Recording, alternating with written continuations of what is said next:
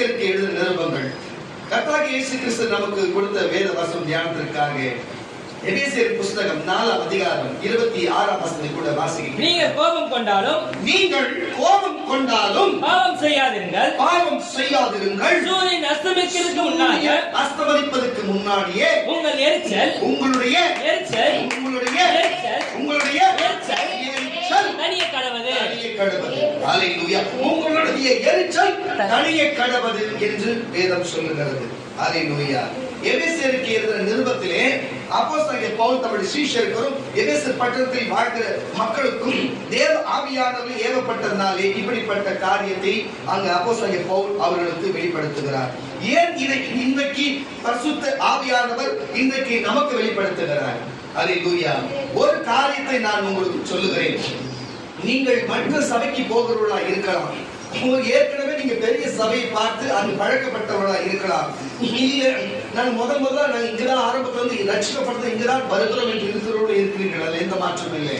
ஆனால் உங்களுக்கு சொல்ல வேண்டிய ஒரே ஒரு வார்த்தை என்னவென்று சொன்னா, இந்த சபையில நான் நம்ம சபை பற்றி சொல்றேன், இந்த சபையை பொறுத்த வரைக்கும் தெய்வ செய்தி என்று சொன்னா எப்படி இருக்குன்னு சொன்னா, இந்த வாரத்திலே நீங்கள் இருந்த குழப்பத்திலிருந்து தெளிவடைந்து ஒரு பதில் கொடுப்பதாகவும், வருகிற வாரத்திலே நீங்கள் இப்படிப்பட்ட பிரச்சனையை சிக்காதபடி எச்சரிப்புக்காகவும், குழப்பத்திலிருந்து நீங்கி வருகிற பிரச்சனை எச்சரிப்புக்காக கொடுத்து, அப்போ ஒரு வாரத்துடைய குழப்பம் இன்னொரு வாரத்துடைய சிக்காதபடிக்கு அப்படிப்பட்ட காலத்தை உங்களுக்கு எச்சரிப்புக்காக கொடுக்கிற வேத வசனமா இருக்கிறது. ஆமா, இப்படிப்பட்ட காரியமா இருக்கிறது. இப்படித்தான் தீர்க்கதரிசிகளுடைய வார்த்தைகள் எப்பொழுதுமே மனுஷனுடைய இருதயத்தை தேர்ச்சும்படி அவனை வழிநடத்தும்படிக்கு இப்படிப்பட்ட தீர்க்கதரிசி உருவாக்கி சொல்லிக் கொண்டிருக்கிறது. எப்பொழுதுமே தீர்க்கதரிசி வார்த்தைகள் இப்படித்தான் ஒன்று புரிஞ்சு கொள்ளுங்க.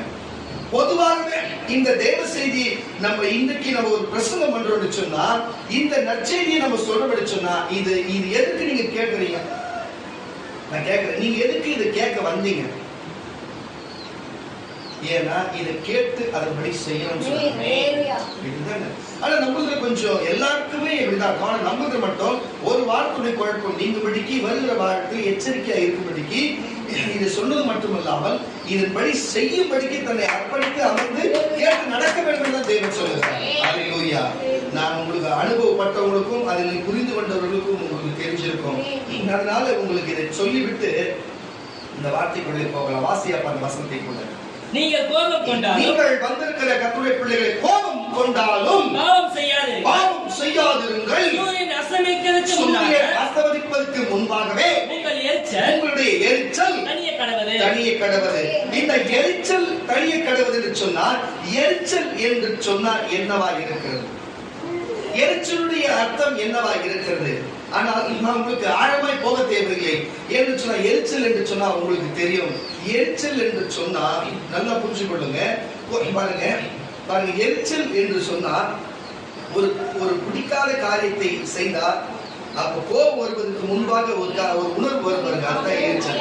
அல்லேலூயா.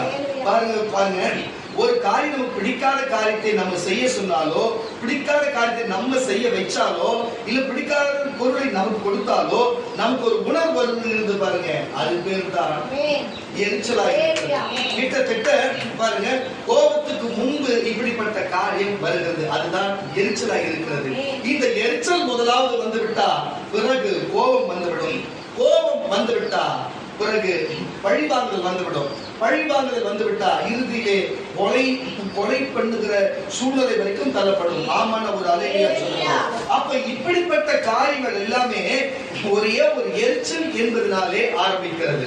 ஆனால் வேதம் என்ன சொல்லுகிறது? வாசியப்பா அந்த வசனத்தை. நீங்கள் கோபம் கொண்டாலும் பாவம் செய்யாதிருங்க. சூரியன் அஸ்தமிப்பதற்கு முன்னே உங்கள் எரிச்சல் தனிய கடவது இல்லை என்று சொன்னா, அந்த எரிச்சலோடு நீ தூங்குவாய் என்று சொன்னா, அது அளவுக்கு மீறி அது கோபம் மாறி நிமிடம் பிரஷர் ஆகி ரத்த அழுத்தம் உண்டாகி மறுநாள் அப்படிப்பட்ட பிரச்சனை காரணத்தோடு இருக்கிறவர்களே ஏதாயும் செய்து விடலாம் என்று சொல்லி கொலை பண்ணுவது கூட அது தயங்காமல் அப்படிப்பட்ட காரியத்தை செய்ய தூண்டுதலா இருக்கும். அப்ப எரிச்சல் என்று சொன்னா கோபத்துடைய ஆர்வமாய் இருக்கிறது.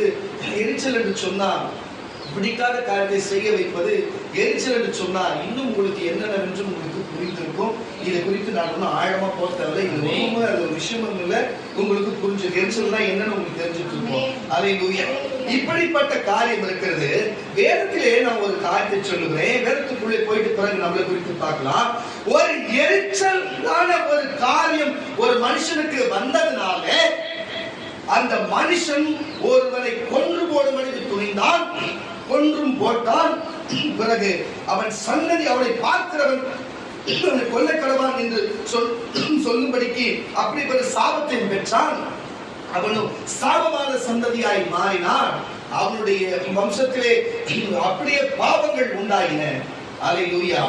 ஒரு இடத்திலே முதல் முறையாக வேத வசனத்திலே முதல் முறையாக எரிச்சல் என்ற வார்த்தை ஒரே இடத்தில் ஆரம்பிக்கிறது சொன்னார்.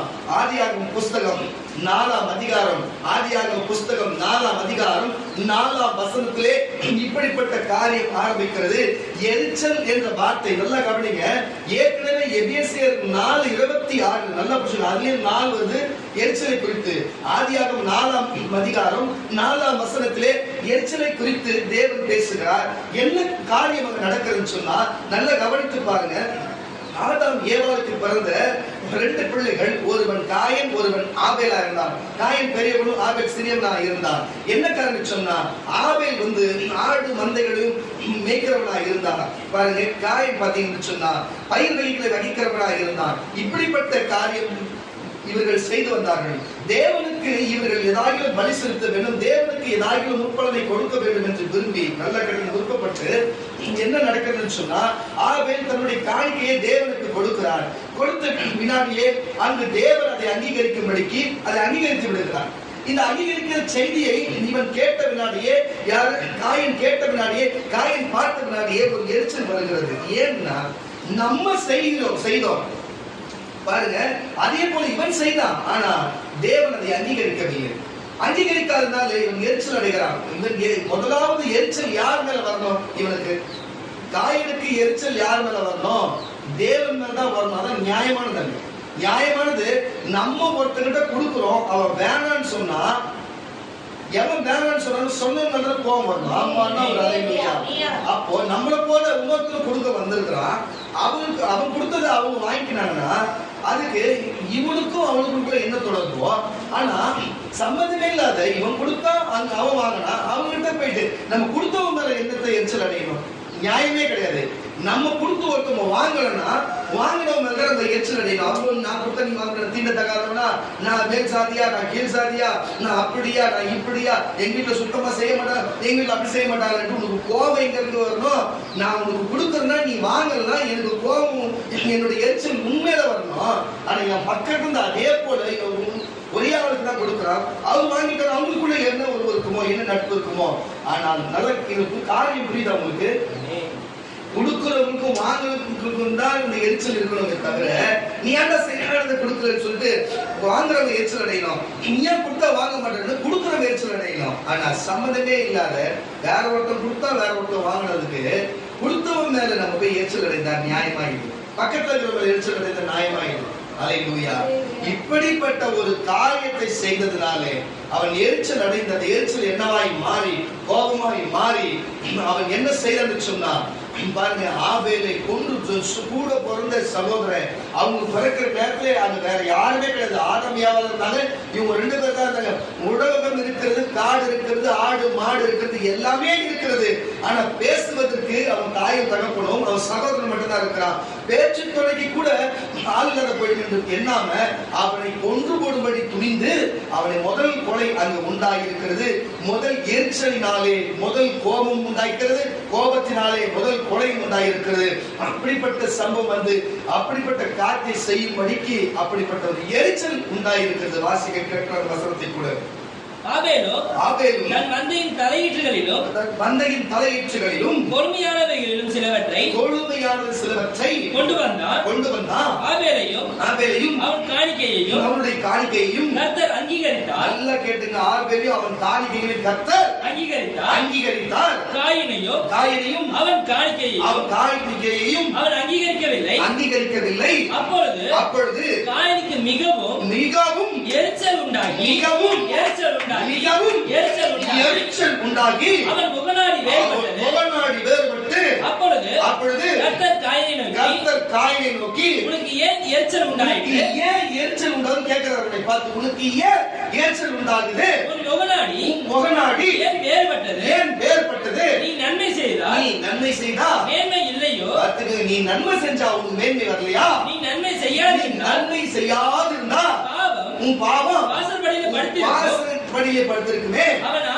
அவன் ஆசை உன்னை பற்றி இருக்கும். நீ அவனை ஆண்டு கொள்ளுவாய் என்றார். காயின் தன் சகோதரனாகிய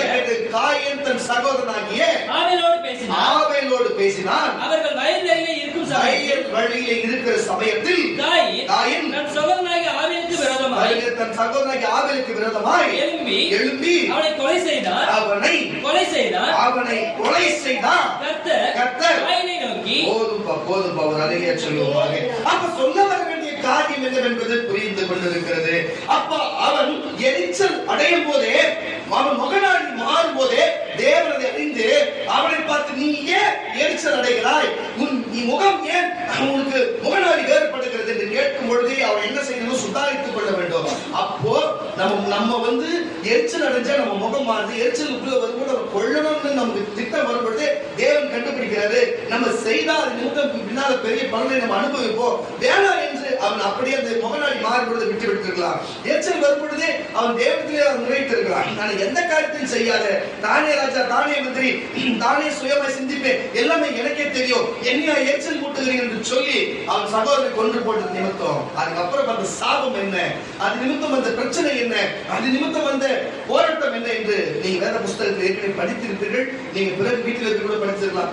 உங்களுக்கு சொல்லுற காரியம் என்று சொன்னா, அப்போ முதல் எரிச்சல் என்பது எங்க ஆரம்பித்திருக்கிறது? காயினுடைய வாழ்க்கையில் ஆரம்பித்திருக்கிறது. எரிச்சல், கோபம் எங்க வந்திருக்கிறது? காயினுடைய இடத்துல இருந்து வந்திருக்கிறது. கோபம் பாருங்க, பழிவாங்குதல், கொள்ள வேண்டும் என்ற உணர்வு எங்கிருந்து வந்திருக்கிறது? காயினிடத்திலிருந்து வந்திருக்கிறது. ஹல்லேலூயா. இப்படிப்பட்ட காரியம் இருக்கிறது கர்த்தருடைய பிள்ளைகளே. அந்த வம்சத்திலிருந்து வந்த, அந்த விந்தனுக்குள் வந்த, அந்த ரத்தத்திலிருந்து வந்த, அந்த வம்சத்திலிருந்து வந்த உனக்கும் எனக்கும் ஏன் எரிச்சல் இல்லாமல் இருக்கும்? எல்லாருக்கும் எரிச்சல் இருக்கும். எல்லாருக்கும் வெளிச்சம் இருக்கும். எல்லாருக்கும் எரிச்சல் இல்லாத இருக்கிற மனுஷர்களே இல்லை. ஹல்லேலூயா. இப்படிப்பட்ட எரிச்சல் இருந்தா ஒரு கொலை பண்ணுவது கூட சமமாக இருக்கிறது. இங்கு பல பேர் கொலை பண்ணுவதற்கும் இந்த ஏரியால மட்டுமல்ல மற்ற பகுதிகளில் இன்னைக்கு நிறைய பேர் சிறைச்சாலையில் தள்ளப்பட்டு இருக்கிறதுக்கு காரணம் என்னன்னு சொன்னா, நான் வந்தேன், எதிர்த்து நெஞ்சு நிமித்தின்னு வந்தான், அதனால என்னடான்னு கேட்டேன், அவன் எங்க பேசினான், அதனால அவன் வெட்டினான். இவன் பண்ற சில காரியமே அவனுக்கு எரிச்சல் மூட்டுகிறது போல இருக்கிறது. புரியுதா இல்லையா? அப்ப இவன் நெஞ்சு நிமித்தணும். ஒருத்தவங்க பெரியவங்க வராங்கன்னா ஒரு மரியாதையா போகணும், நியாயமா இல்லையா? பெரிய வராங்கன்னா இன்னைக்கும் சரி, யாரா வந்தாலும் இந்த நெஞ்சு நிமித்தி போறது, நெக்லா போறது, அந்த மாதிரிலாம் வேலை நான் அப்ப இருந்து போய் நான் செய்ய மாட்டேன். நான் எப்பயுமே இறக்கி கொஞ்சம் அடக்கி வச்சுக்கிற மாதிரி அப்படி சைலண்டா தான் போகும். ஹல்லேலூயா. பிரச்சனை அதை கத்தர் பார்த்துப்பா, பிரச்சனை அதை என்ன பண்ணுமோ அதை அப்ப சமாளிச்சிடலாம். ஆனா நம்ம பண்ற சாஸ்திரியை பார்த்து மற்றவங்க நம்ம எரிச்சல் அடையக்கூடாது. நம்ம செய்கிற வாகனத்தை ஓட்டுன்னு சொல்லுது, டர்னு ஓடுங்க, டர்னு ஓடியாதான் ஆளு போறாங்க வராங்களும் பார்க்காதுங்க. சின்னவங்க பெரிய மரியாதை இல்லாத போகணும். அந்த மாதிரினாலையும் வாகனத்தினாலையும் பல பிரச்சனை வந்து நீங்க பார்த்திருப்பீங்க. அப்போ ஒருத்தவங்களுக்கு என்னடா நம்ம ஏரியாவுக்கு இவ்வளவு வேகமா போற யாரும் எடுத்துட்டா எரிச்சல் வருமா வராது. அதனால சண்டை வெட்டு குத்து ஆயிருக்கா இல்லையா? நடந்து வந்ததால வெட்டு குத்தாரு. சில பேர் பேசும்போது பேசவே தெரியாது, கொஞ்சம் ஒரு பேச்ச ஒரு மாதிரி பேசுவாங்க. பேசுறது சில பேருக்கு பிடிக்காது, சில பேர் பேச எனக்கே பிடிக்காது. ஒன்னா பேசுறது, சரி சரி ரொம்ப பேசினே இருப்பாங்க, ரொம்ப எப்படி சொல்றதுன்னா பெருமையா பேசினே இருப்பாங்க, பொய்யா இருக்க எல்லாமே. நான் கரெக்டா அது எங்க அடையா ஒரு அழைய சொல்லுங்க. அந்த மாதிரி இருக்கும்போது நமக்கு எச்சலா வர மாதிரி இருக்காது. இது நம்ம எல்லாம் வாங்கி விட்டு போடுறான்ட்டு நம்மளே அது கைடி வர மாதிரி இருக்கும். இருக்குன்னா ஒரு அழைய சொல்லுங்க. அப்ப இந்த மாதிரி நமக்கே எப்படி இருக்குன்னா, பொதுவா இருக்கிறவங்ககிட்ட போயிட்டு பேச அவனுக்கு எச்சல் வருமா வராது. அதனால வெட்டு குத்து வராது. அதனால தயவு செய்து சொல்லுகிறேன், உங்களையும் பார்த்து சொல்லுகிறேன், இந்த வாகனத்துல ஒருத்தவங்க வெறுப்பேற்றுற மாதிரி எச்சல் முட்டுகிறது போல போகிறது, நம்ம நடக்கும் பொழுது அவங்களுக்கு நெஞ்சு நிமித்தி நடக்கிறது, இதெல்லாம் எல்லா நேரத்திலும் எல்லாருக்கும் இது பொருந்தாது. இப்படி நெஞ்சு நிமித்தி நடந்து உதவாங்க கேஸ்ல நான் பல கேஸை பார்த்திருக்கிறேன். சர்வ குருன்னு போய் வண்டியை நிறுத்தி கொட்டு கொட்டு கொட்டு மண்டில் நறுக்கு நறுக்கு கொட்டு கொட்டு கொட்டு வாங்கின கதையெல்லாம் நான் பார்த்திருக்கிறேன். அல்லேலூயா. இதெல்லாம் மற்றவங்க எரிச்சல் மூட்டுகிறது போல. அல்லேலூயா. எரிச்சல் மூட்டினா என்ன நடக்கும்? பாருங்க, அவன் செய்த காரியங்களுக்கு நடக்கிற எரிச்சல் வந்ததுனால இறுதியில ஒரு கொலையே நடந்தது போல இருக்கிறது. அங்க எரிச்சல் மூட்டுகிற காரியம் எங்க நடக்கிறது? இப்படிப்பட்ட காரியம் நடக்கிறதால எரிச்சல் வருகிறது. நான் சொல்லுகிறேன் கர்த்தருடைய பிள்ளைகளே, நீங்கள் தயவு செய்து சொல்லுகிறேன், மற்றவர்களோடு பேசும் பொழுது கூட எரிச்சல் மூட்டாத பேசுங்க. உங்களை தாழ்மையா நினைச்சீங்கன்ற நானு. நீங்கள் கிறிஸ்தவர்களா இருங்க, நீ ஊழியக்காரர்களா இருங்க, நீ அப்போஸ்தல சபைக்கு போறவர்களா இருங்க, நீங்க தீர்க்கதரிசி உங்க அண்ணனா இருக்கட்டும், உங்க அப்பாவா இருக்கட்டும், உங்க யாரவனா இருக்கட்டும், ஆகமத்துல யாரா இருந்தாலும் உன் வார்த்தை எப்படிப்பட்டதா இருக்கணும்? எரிச்சல் இல்லாத அமைதலான வார்த்தையா இருக்கணும். உன்னுடைய நடை எப்படி இருக்கணும்? மற்றவங்க எரிச்சல் மூட்டாததா காரியமா இருக்கணும். புரியுதா இல்லை உங்களுக்கு? சில பேர் அப்படி வாய் எடுத்து பேசும் போதே அந்த பெருமையில இருந்து ஆரம்பிப்பாங்க. பாத்துக்கிறீங்களா? நம்ம எப்படி பேசும் பொழுது அல்லேலூயா ஆமென் ஆரம்பிக்கிறோம். ஜெபம் பண்ணும்போது அவங்க பேசும் போதே பெருமை அப்படி நம்ம காதுல கேட்கும் போதே ஏன்னா இங்க நிக்கிற நமக்கு எச்சலா இருக்கிற மாதிரி இருக்கும். நமக்கு திகி திகி திகி திகி திகி இருக்கும், நெருப்பு இருக்கிற மாதிரி இருக்கும். அப்போ ஊழியக்காரர்களா இருக்கிற எங்களுக்கே இப்படி இருக்குதுன்னா அப்ப சராசரி மனுஷனுக்கு எப்படி இருக்கும் சொல்லுங்க?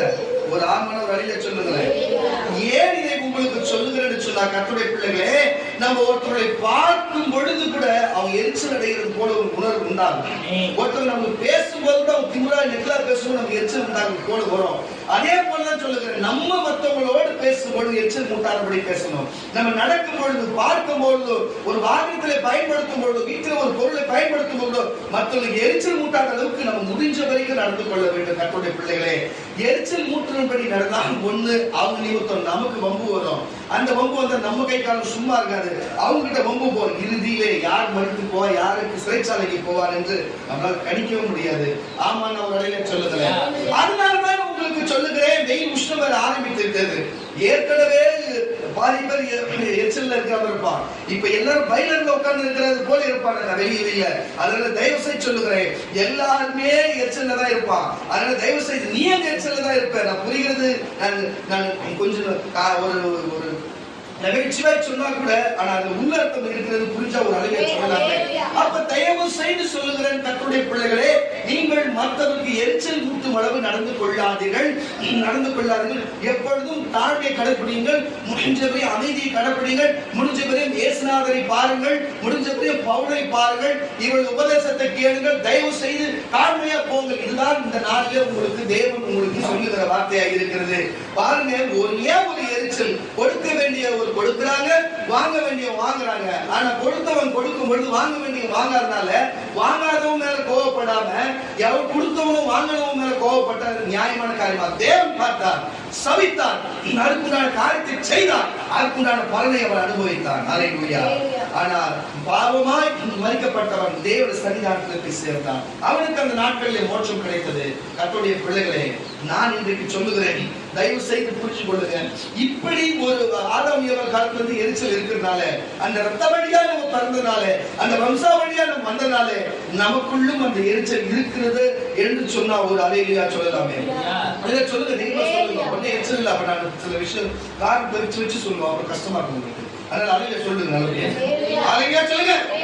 யாரும் குற்றப்படுத்த சபை இல்ல, குற்றப்பட்டவர்களுக்கு அந்த குற்றத்தை தீர்த்து அவங்க நன்மை செய்யற சபை.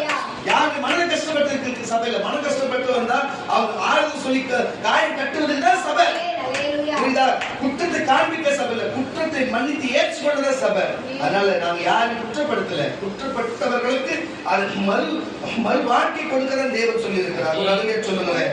பாருங்க, இன்னொரு ஒரு சம்பவம், இப்படிப்பட்ட சம்பவம் நடக்கிறது. நினைவே பட்டணத்துக்கு போக வேண்டும் என்று யோனா தீர்க்கதரிசியிடத்திலே தேவன் சொல்லுகிறார். ஏற்கனவே இந்த தீர்க்கதரிசினாலே ஏற்கனவே அவங்க எப்படி இருப்பாங்கன்னா, கிட்டத்தட்ட இந்த எண்ணெய் கொச்சின்னு கொடுத்துருங்க, அப்படியே அப்படியே அந்த கடலை அந்த உளுத்த மருத்துவம் எடுத்து அப்படி வச்சுன்னு வச்சுக்க பட பொறிச்சிடும். அந்த எப்பயுமே முசுக்கிலே இருப்பாங்க. அல்லேலூயா. அந்த மாதிரி ஏற்கனவே இந்த தீர்க்கதரிசினால இப்படிதான் இருப்பாங்க. அதனால இன்னொரு தெரியல, இந்த தீர்க்கதரிசி இந்த அப்போஸ்தலர்கள் தலையில முக்கியே இருக்க மாட்டாங்க. நான் ஒரு கிட்டத்தட்ட ஒரு 1500 பேருடைய ஹிஸ்டரி வச்சிருக்கிறேன் கிட்ட இருந்து. அவ்வளவு பேருக்குமே தலையில முடியலப்பா. அதான் என்ன தெரியல. நான் எப்படி இருந்தது முடிவு தெரியும் ஒரு காலத்துல. எதுக்கு இதை சொல்லுங்கன்னு சொன்னா ஏற்கனவே விஷயம். ஆனாலும் உங்களுக்கு ஒரு காரியத்தை சொல்லுகிறேன். இந்த யோனாவின் இடத்திலே தேவன் என்ன சொல்லுகிறார் என்று சொன்னா, அப்பா நினேவே பட்டணத்துக்கு போய் அங்க இருக்கிற ஜனங்கள் ரொம்ப மோசமான காரியத்தை செய்கிறாங்க, அவங்க பாவம் செய்கிற நினேவே பட்டணத்தை அழிக்க போகிற, நீ போய் எச்சரிக்கை கொடு, அவங்களுக்கு போய் நான் சொன்ன காரியத்தை போய் எச்சரிக்கை கொடுன்னு சொன்னா இவர் பாக்குறாரு, அப்பா இஸ்ரவேலர்கள் நம்ம சொன்னா கேட்பாங்க, இவனுக்கு புரட்சாதியாச்சே, நீ என்னதான் இஸ்ரவேலர் இங்க வந்து எங்களுக்கு வந்து நல்லது வந்து சொல்ல வந்துருக்க ஓடுறான்னு சொல்லி நம்ம கண்டிப்பா கட்டாயம் கொண்டு போட்டாலும் போடுவாங்க என்று இவர் ஏற்கனவே உள்ளுக்குள்ளே இவர் சிந்தித்து இவர் என்ன சொன்னாரு, இவர் தேவன் சொன்ன இடத்துக்கு நினைவேக்கு போவாம தர்ஷுக்கு கப்பல் ஏறி போய் விடுகிறார். என்னென்ன சம்பவித்தது, அப்புறம் மீன்வாயில் போனதுக்கு அப்புறம் வந்து தர்ஷு அது வந்து கத்த நினைவில கக்குனது, அது வெளியே வந்து தேவனத்தில் மன்னிப்பு கேட்டது, இந்த காரியம் எல்லாம் உங்களுக்கு தெரியும். அப்புறமேட்டு அவர் எங்க வந்திருக்கிறார், அந்த எல்லைக்கு வந்து விடுகிறார். அந்த ஊரோடைய எல்லைக்கு வந்து பார்க்கிறார். பார்த்து கொண்டு வெயில் சரியான உச்சகட்ட வெயிலா இருக்கிறது. அப்போ வெயில் மண்டையிலே இறங்குது. ஒண்ணுல அந்த உஷ்ணம் தாங்க முடியாது இருக்கும் பொழுது என்ன சம்பவிக்கிறதுனா, ஒரு ஆமணக்கு செடி ஒன்று வளர்கிறது. உங்களுக்கு தெரியும், அது வளர்ந்த பின்னாடி அதுல நிழல் வந்தோன்னு சந்தோஷப்படுகிறது. அப்பா இவ்வளவு வனாந்தரத்திலும் இவ்வளவு இந்த இடத்துலயுமே ஒரு செடி வந்து ஒரு நிழலா இருக்குது, நிம்மதி அடைகிறாரு. நிம்மதி அடைந்து கொஞ்ச நேரத்துல பார்த்தா ஒரு பூச்சி எங்க இருந்தா வந்து தெரியல, புழு எல்லா இலையும் சாப்பிட்டு போயிடுச்சு. சாப்பிட்டோன்னு ஒரு கோவம் வந்தது. அந்த செடி காய்ச்சி போடாம ஆனவன ரொம்ப கோவப்படுறாரு, ரொம்ப எரிச்சல் அடைகிறாரு, சரியான எரிச்சல் அடைகிறாரு. தேவன் கேட்கிறாரு, நீ ஏன் எரிச்சல் அடிக்கிறாயே, நீ எரிச்சல் அடிக்கிறது சரியா, நீ இப்படியே எரிச்சலா இருக்கிறது நியாயமா கேட்டா, ஆமா நான் எரிச்சல் அடிக்கிறேன். தேவன் பேசுறேன், ஆமா எரிச்சல் அடிக்கிறது சரிதான், நான் எரிச்சலா தான் இருப்பேன் அப்படின்னு சொல்ற தேவனை பார்த்து சரிதான்ப்பா நீ பதில் சொல்லிட்ட. அவர் எரிச்சல் இருக்கிறாரு, நீ எரிச்சலா இருக்கிற சரிதான்ப்பா. அப்போ இவ்வளவு வலது கைக்கும் இடது கைக்குமே வலது கை எது இடது கை எதுன்னு கூட வித்தியாசம் தெரியாத ஜனங்களாச்ச 1,20,000 பேர் இருக்கிறாங்களே. அப்போ அவ்வளோ கூட்டம் இருக்குது, ஆடு மாடு மந்தைகள் இருக்கிறதையா, அவ்வளோ பேருக்கும் அவன் திருந்தணும், அவன் காப்பாற்றணும்னு சொல்லிட்டு நான் அவங்கள்ட்ட சொல்லி அனுப்புறேன். நீ அவங்க கிட்ட சொல்ல மாட்டேன், அந்த பாவத்துடைய எல்லை நான் முடிய போகுது.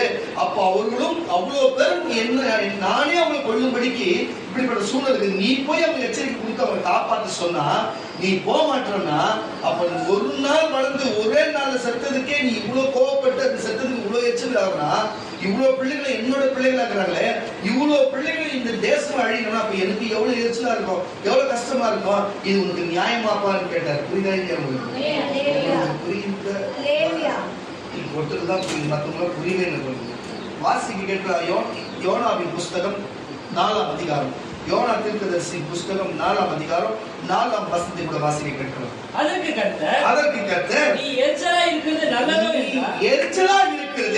நல்லதோ என்றார். பின்பு யோனா நகரத்திலிருந்து புறப்பட்டு நகரத்துக்கு கிழக்கே போய் அங்கே ஒரு குடிசை போட்டு நகரத்துக்கு சம்பவிக்க போகிறதை நான் பார்த்து மட்டும் அது கீழே நிழலில் உட்கார்ந்தார். அவர் பாருங்க போய் சொல்ல மாட்டாரா, ஆனா அவன் சாக போறதை மட்டும் நான் பார்ப்பேன். எவ்வளவு பெரிய கெட்ட எண்ணம் இது.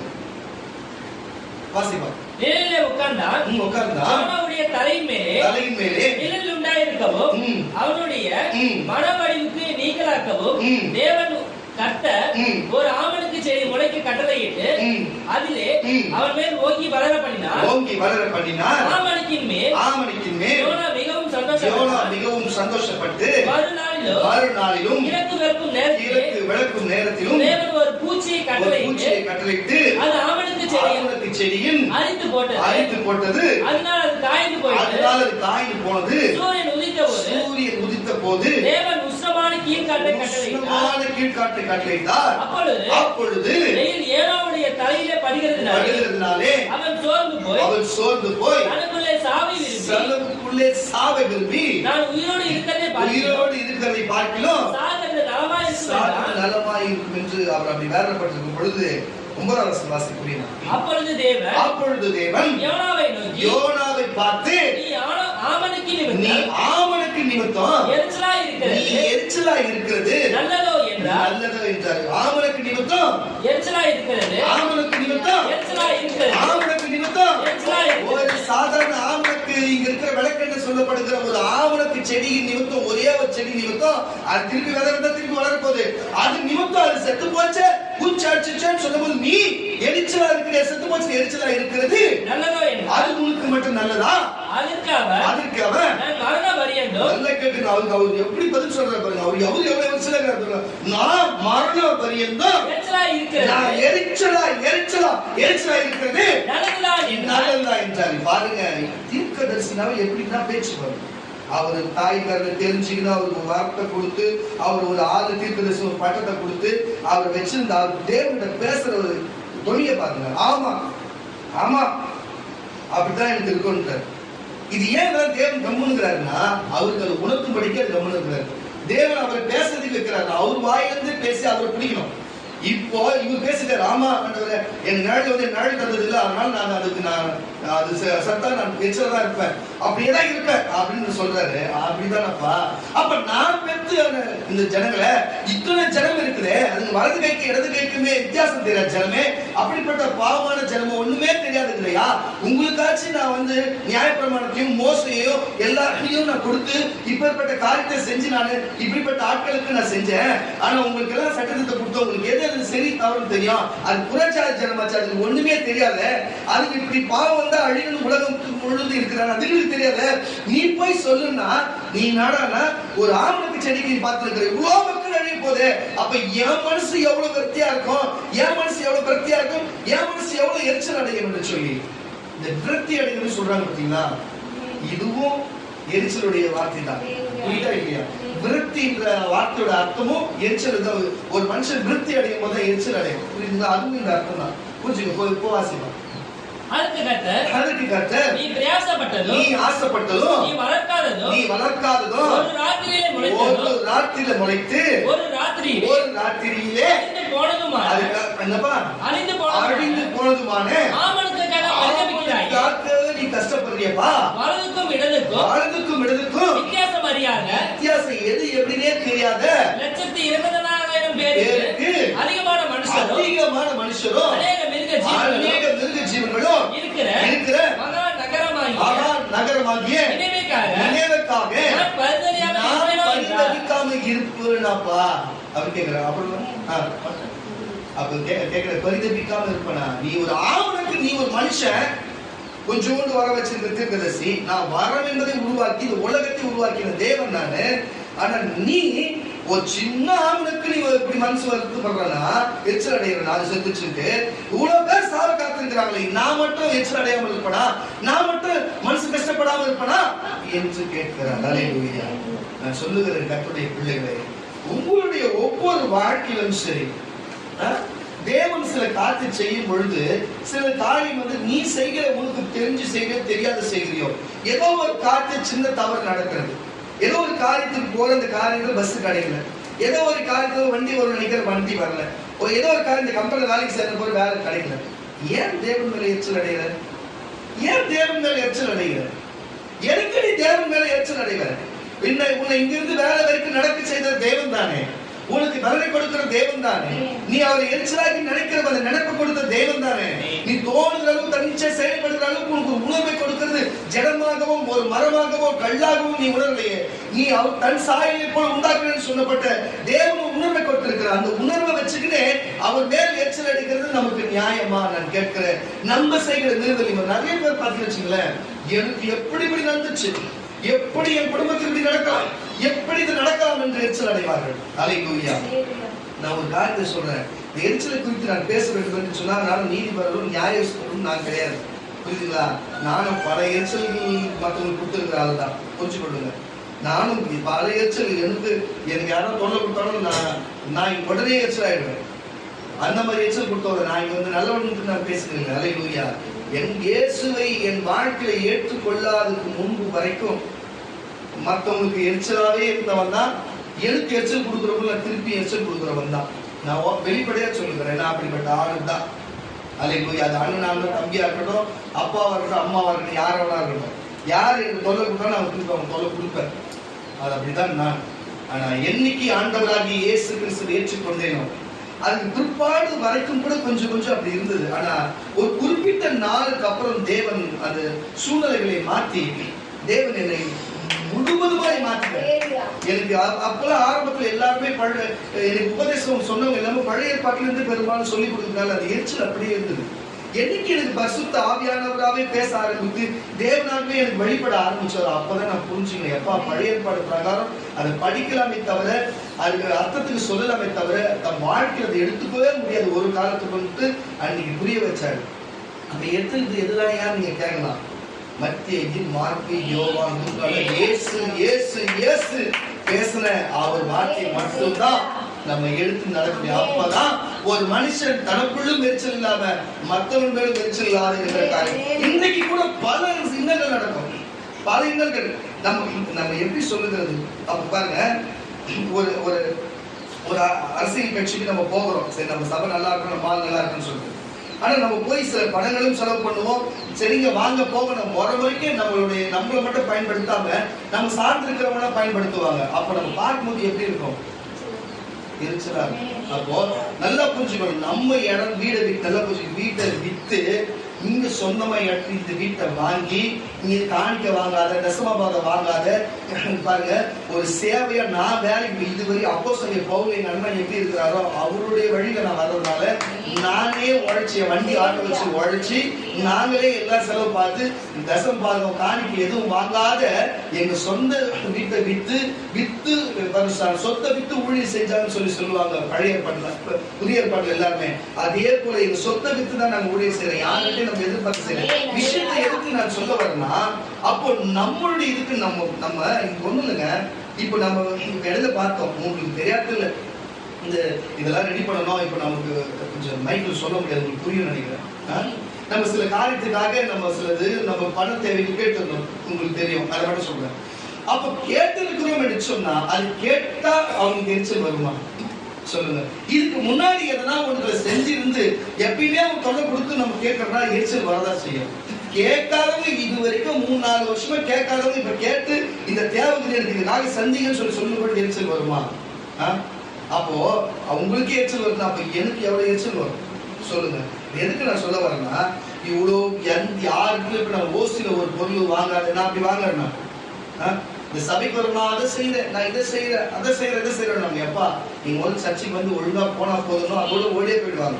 நம்ம நல்லா வாங்குறோமா? அவங்களுக்கு தெரியுங்க நம்ம இத்தனை வருஷத்துக்கு நம்ம அப்படிலாம் செய்யறோமா? இல்ல யாருக்கிட்ட போய் டொனேஷன் போய் நின்று இருக்கிறோமா? யாருக்கிட்ட நம்ம சபைக்கு வராது ஆளுக்கு வெளியா இருக்க என்னன்னு கேட்டுக்கோமா? நீங்க பார்த்துருக்கீங்களா? புரியுதா இல்லையா? ஆமா அதுல சொல்ல மாட்டீங்களா? அப்ப நான் கேட்டுக்கிறேன்னா அது போல நம்ம இருக்கும்போது நான் சொல்லுகிற கட்டுரை இப்படி நம்ம இருக்கும்போது, அப்போ இரவல் வாங்கின பாருங்க, இரவல் கொடுத்த இடத்துல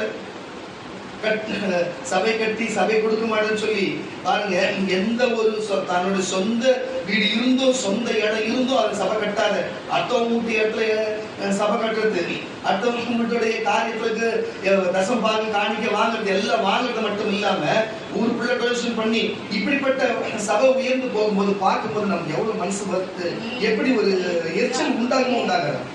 எனக்கு ரொம்ப மனசு கஷ்டமே ஆகிப்போச்சு. சரி என்னடா நம்ம ஊழியம் செஞ்சு நடா இது கண்டோம், நம்ம ஊரை விட்டு போட்டு சொந்த ஊரை விட்டு போட்டு சொந்த இடத்த விட்டு போட்டு இங்க வந்து மாட்டிக்கிட்டு நம்ம ஒரு பக்கெட்டி வச்சா கொடுத்தோம், வண்டி நிறுத்தினா கொடுத்தோம், இப்படி நடந்தா கொடுத்தோம், இப்படி போனா எரிச்சல், பக்கெட்டி வச்சா கொடுத்தோம், என் இடத்துல வேற யாரும் வச்சு ஏன்டா இங்க வைக்கிறேன்னு கேட்டா கொடுத்தோம். இப்படி எரிச்சல் உள்ள ஜனத்துக்கு கூட நம்ம எரிச்சலா நம்ம தாங்கி வாழ்ந்துன்னு யாருக்காக வாழ்றது? இந்த இயேசுக்காக தானே வாழ்றோம். இந்த ஜனங்களால எனக்கு என்ன பிரயோஜனம் வருது?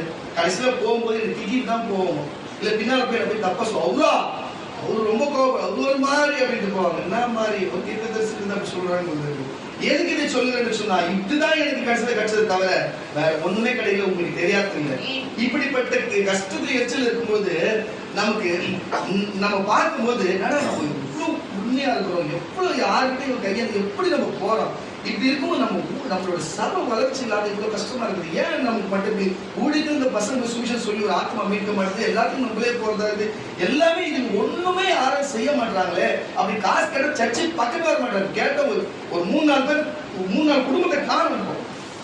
இப்ப போய் இப்போ போன் பண்ணி கெஞ்சலான்னு காசு கூட கொடுக்க நீ வந்து சேருமா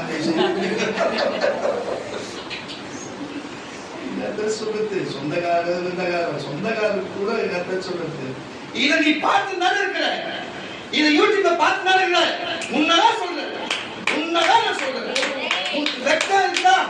உனக்கு வெக்கம் இருக்குதா? இப்படி பேசுற உனக்கு இருக்குதா? நீ யூடியூப்ல பார்த்து தானே இருக்கிற. உன்னதான் சொல்றேன், உன்னதான் சொல்றேன். இல்லைன்னு போ, அவ்வளவுதான். தேவன் மேல எச்சல் அடித்து நீ யார்? தேவன் மேல எச்சல் அடித்து நீ யார்? எதுக்கு இதை சொல்லுகிறேன்னு சொன்னா, தேவசத்துக்கு கேட்கிறது புரிஞ்சுக்கணும். அப்போ இப்படிப்பட்ட எரிச்சல் காரியம் உங்களுக்கு என்ன வரும்? என்ன செஞ்சுட்டீங்க? உங்களுக்கு மேல, எங்க சபை மேலேயே தேவன் மேல உங்களுக்கு எரிச்சல் வரதுக்கு நீ என்ன செஞ்சுட்டே உங்களுக்கு நடக்கலன்னு? நான் எதுக்கு இதை சொல்ல வரேன், நல்லா புரிஞ்சுக்கொள்ளுங்க.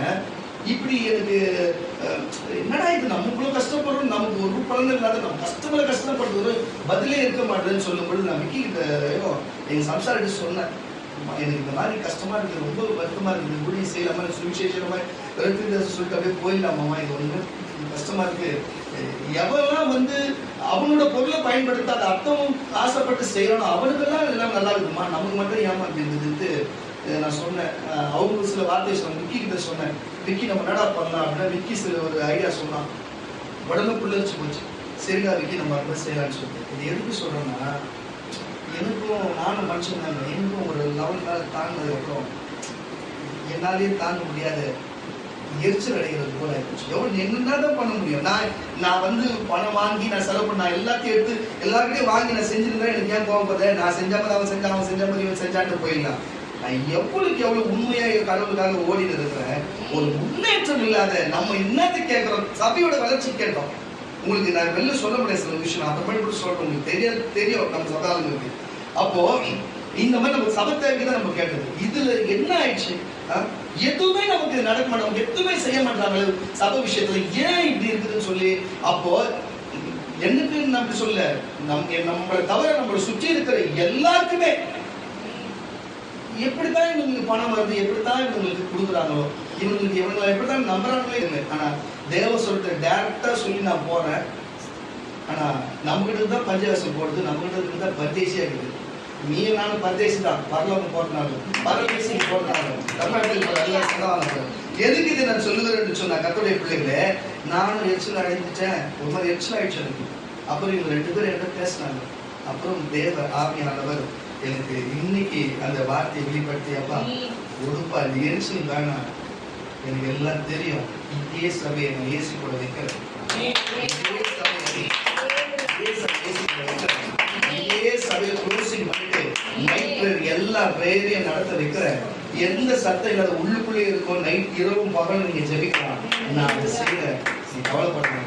வந்த உடனே நான் அந்த வார்த்தை வந்தவொடனே பாஸ்டர் விக்கி தான் பார்த்து சொன்னேன், விக்கி இந்த மாதிரி பண்ணடா, நான் நீ சொன்ன மாதிரி நீங்க கொஞ்சம் செய்கிற வேலையை பாரு, கவனமா இருக்கலாம் அப்படின்னு சொல்லிட்டு தான் கீழே வந்தேன். எனக்கு இது நான் உங்களுக்கு சொல்றேன், நான் கர்த்தருடைய பிள்ளைகளை தயவு செய்து சொல்லுகிறேன், நானும் மனுஷன் தாங்க, நான் வெளிப்படையாக ஒத்துக்குவேன், புரியுதா?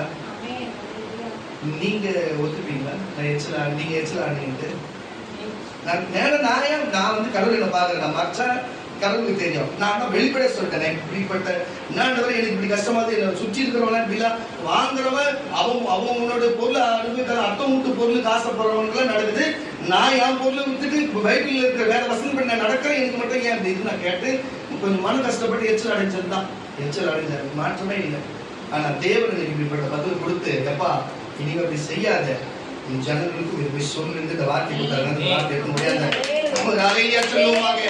ஊழியக்காரனா இருந்தாலும் சரி, அங்க தீர்க்கதரிசி எரிச்சல் அடைந்தார், எங்க யோனா அடைந்தார். சரியா? அது போல அடையக்கூடாது என்பதுக்குத்தான் நான் சொல்லுகிறேன். நான் ஏன் இதன் எரிச்சல் அடையக்கூடாது? நான் ஊழியக்காரனா இருக்கட்டும், உட்கார்ந்துக்கிற ஊழியக்காரனா வந்திருக்க விசுவாசியா இருக்கட்டும், எரிச்சல் யார் அடையணும்? யார் எரிச்சல் அடையலாம்? தேவன் ஒருவர் தான் எரிச்சல் அடைய முடியும். புரியுதா உங்களுக்கு? நான் சொல்ற பாருங்க, கர்த்தர் என்றது காரணம் பேரு, அவர் காக்கிறார் என்றதை கர்த்தர் சொல்றாங்க, அவர் நம்ம மீட்கிறார் மீட்பர் சொல்றாங்க. அப்படித்தானே? அப்படித்தானேங்க? அவர் ரட்சகர், நம்ம ரட்சிக்கிறார் ரட்சகர் சொல்றாங்க. அது போல எரிச்சல் யார் அடையலாம்?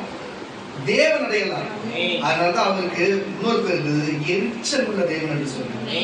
இருக்கா இல்லையா? எரிச்சல் உள்ள தேவன். எரிச்சல் அடையணும்னா அவர் அடையலாம், நீயோ நான் அடையக்கூடாது. கர்த்தர் எரிச்சல் அடைந்து கர்த்தர் மன்னிப்பாராக, மன்னிப்பு கேட்டு மன்னிச்சாரு. நீங்களும் போற வேலை தயவு செய்து மன்னிப்பு கேட்பீங்கன்னு சொன்னா அது விரோதமாகாது, அது கொலை வழியும் போகாது, சாபம் வரையும் போகாது, பிரச்சனை வரையும் போகாது, உன்னை மனக்குழப்பம் அடைய செய்யாது. அதனால நிமித்தம் உனக்கு பெரிய பிரளயமும் வராது. அல்லேலூயா. அந்த எரிச்சல் உனக்கு அது சமாதானமாச்சுன்னா கர்த்தருக்கு உனக்கு ஏற்ற வேலையை செய்ய வல்லவராய் இருக்கிறாரு. நாங்கள் வேற எந்த காரியத்துக்கும் எங்களுக்கு பணம் வேணும், பொருள் வேணும், எனக்கு கார் வேணும், பங்களா வேணும், வீடு வேணும், ஆஸ்தி வேணும், அந்தஸ்து வேணும், எல்லாத்தையும் கர்த்தர் திருப்தியா நான் போய் இனிமே சம்பாதிச்சு சேர்க்கணும்னு அவசியம் இல்லை. கர்த்தர் என் பிள்ளைங்களுக்கும் சேர்த்து செய்ய வேண்டிய எல்லாத்தையும் செஞ்சு வச்சுக்கிறாரு. நான் போய் சம்பாதிக்க வேண்டிய அவசியம் எல்லாம் கர்த்தர் கொடுத்துருக்கிறார். ராஜா கூட வச்சுக்கிறாரு. எனக்கு அதை பத்தி அவசியம். இந்த ஊழியம் தான் எனக்கு முன்னேறணும், இந்த ஊழியத்தோட பாததான் வளரணும், இந்த சபை வளரணும், ஜனங்க வளரணும். இதுதான் எனக்கு விஷயத்தை தவிர தெரியும். நான் தினந்தோறும் என் மனைவிக்கு தெரியும். நான் தினந்தோறும் பண்ற ஒவ்வொரு நாளும் ஒவ்வொரு விஷயத்தை பேசும்போது ஆமானோ அழைய சொல்லலாமே நீங்க இருக்கிறியாடாபா நம்ம வீட்டை பத்தி என்ன சொல்லி இருக்கிறோமா, நான் வீட்டுல இந்த பொருளான இன்னைக்கு பேசிருப்பேன், சொல்லிக்கிற மாதிரி அதெல்லாம் சொல்ல மாட்டேன். ஊழியக்காரர் தான் பேசினா இருப்பேன். அல்லேலூயா. அதுக்காக சொல்ற கர்த்தருடைய பிள்ளைகளே, நான் எரிச்சல் அடைந்தேன். ஆனா எரிச்சல் உள்ளவர் யாரு? தேவன் ஒருவர் தான்.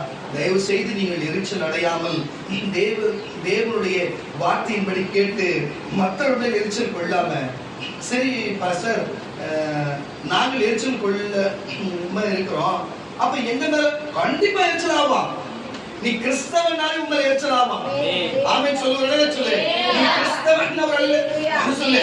அப்போ உன் மேல நீ கிறிஸ்தவன் தான் உன் மேல எரிச்சல் வருவான். நீ கார் வாங்கினா எரிச்சல் படுவான், நீ பைக் வாங்கினா எரிச்சல் படுவான், நீ சொந்தமா வீடு வாங்கினா எரிச்சல் படுவான், நல்ல ட்ரெஸ் போட்டா எரிச்சல் படுவான், ஒரு மோதிரம் போட்டா, ஒரு செயின் போட்டா, காலில் ஒரு கொலுசு போட்டா, காலில ஞான போட மாட்டா எரிச்சல் அடைவாளுங்க தான்.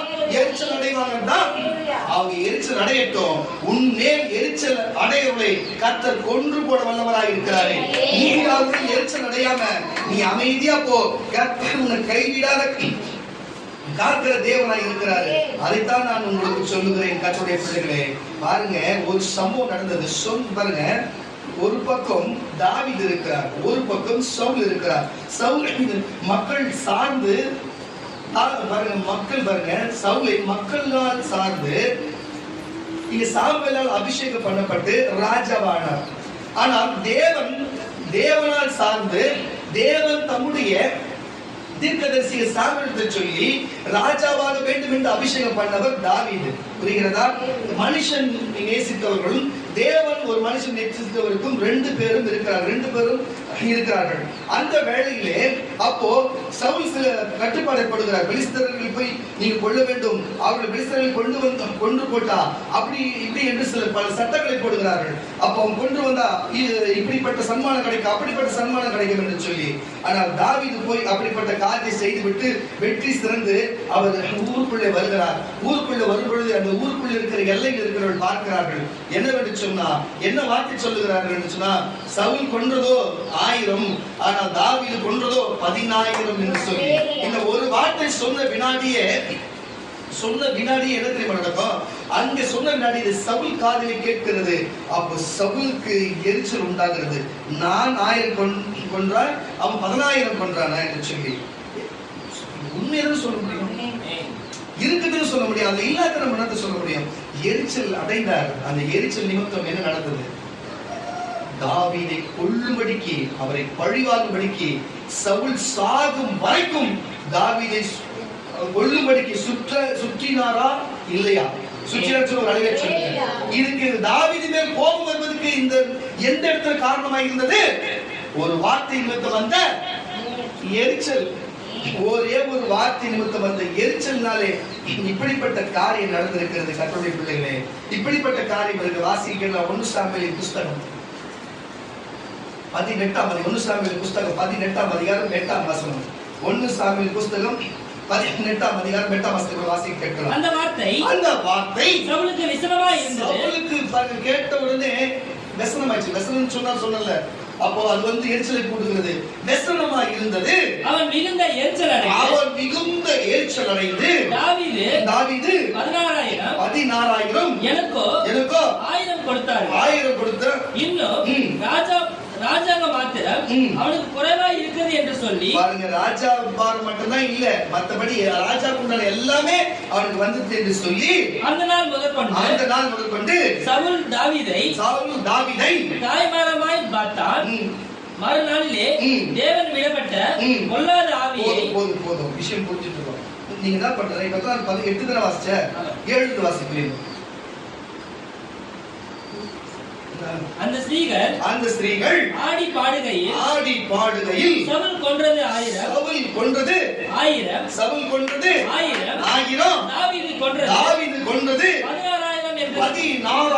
என்றார்கள் என்று முறையிட்டு பாடினார்கள். அந்த வார்த்தை சவுலுக்கு விசனமாய் இருந்தது. அவன் எரிச்சல் அடைந்து தாவீதுக்கு 16,000 பாருங்க சொன்னதுக்கு அவன் என்ன செய்ய நினைச்சா, அப்போ இப்படியா அவனை என்ன செய்யணும்னு பார்த்து அது தொடர்ந்து நீங்க படிச்சு பாருச்சுன்னா ஒரு அதுக்கு அப்புறத்துல இருந்து தாவீதை ஓட ஓட ஓட ஓட விரட்டி இறுதியிலே அவன் செத்துறான் வரலாறு. அல்லேலூயா. அவன் மேலே ஆவி தேவன் அனுப்பப்பட்ட ஆவியும் விசுவாசின் ஆவி வந்தது என்று பல இடங்களில் நம்ம வாசிக்க கேட்போம். அப்போ ஒரு மனுஷன் எரிச்சல் அடைந்தால் அவனுக்குள்ளே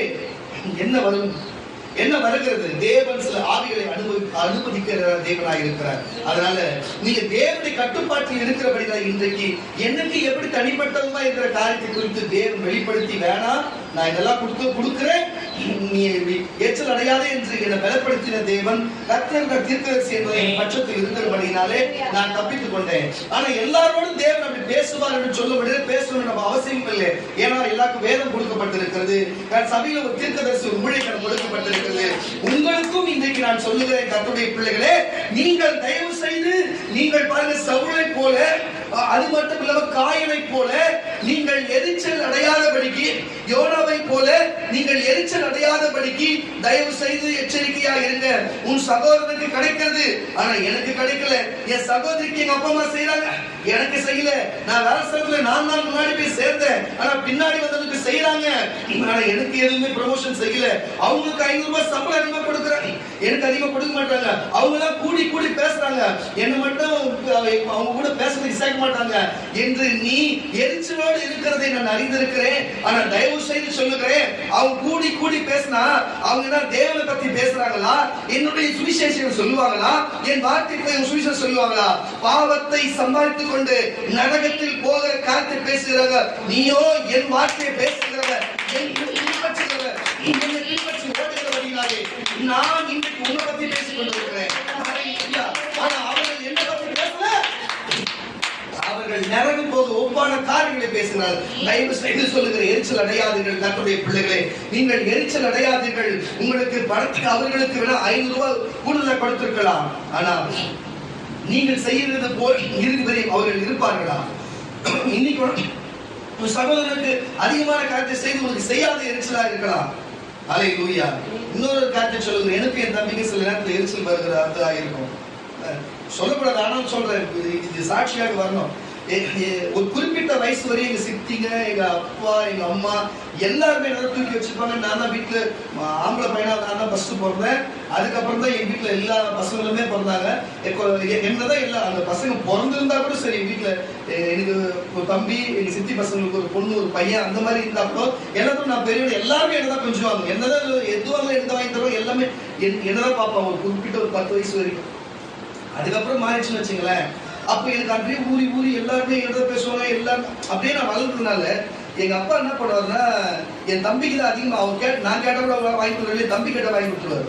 எனக்கு எரிச்சலாவே என்ன இது நீ ரொம்ப வருஷமா அப்படியே பண்ணினே இருந்தார். இறுதியில நான் என்ன சொல்லுறேன், 2 பேருமே நீங்க பூமியில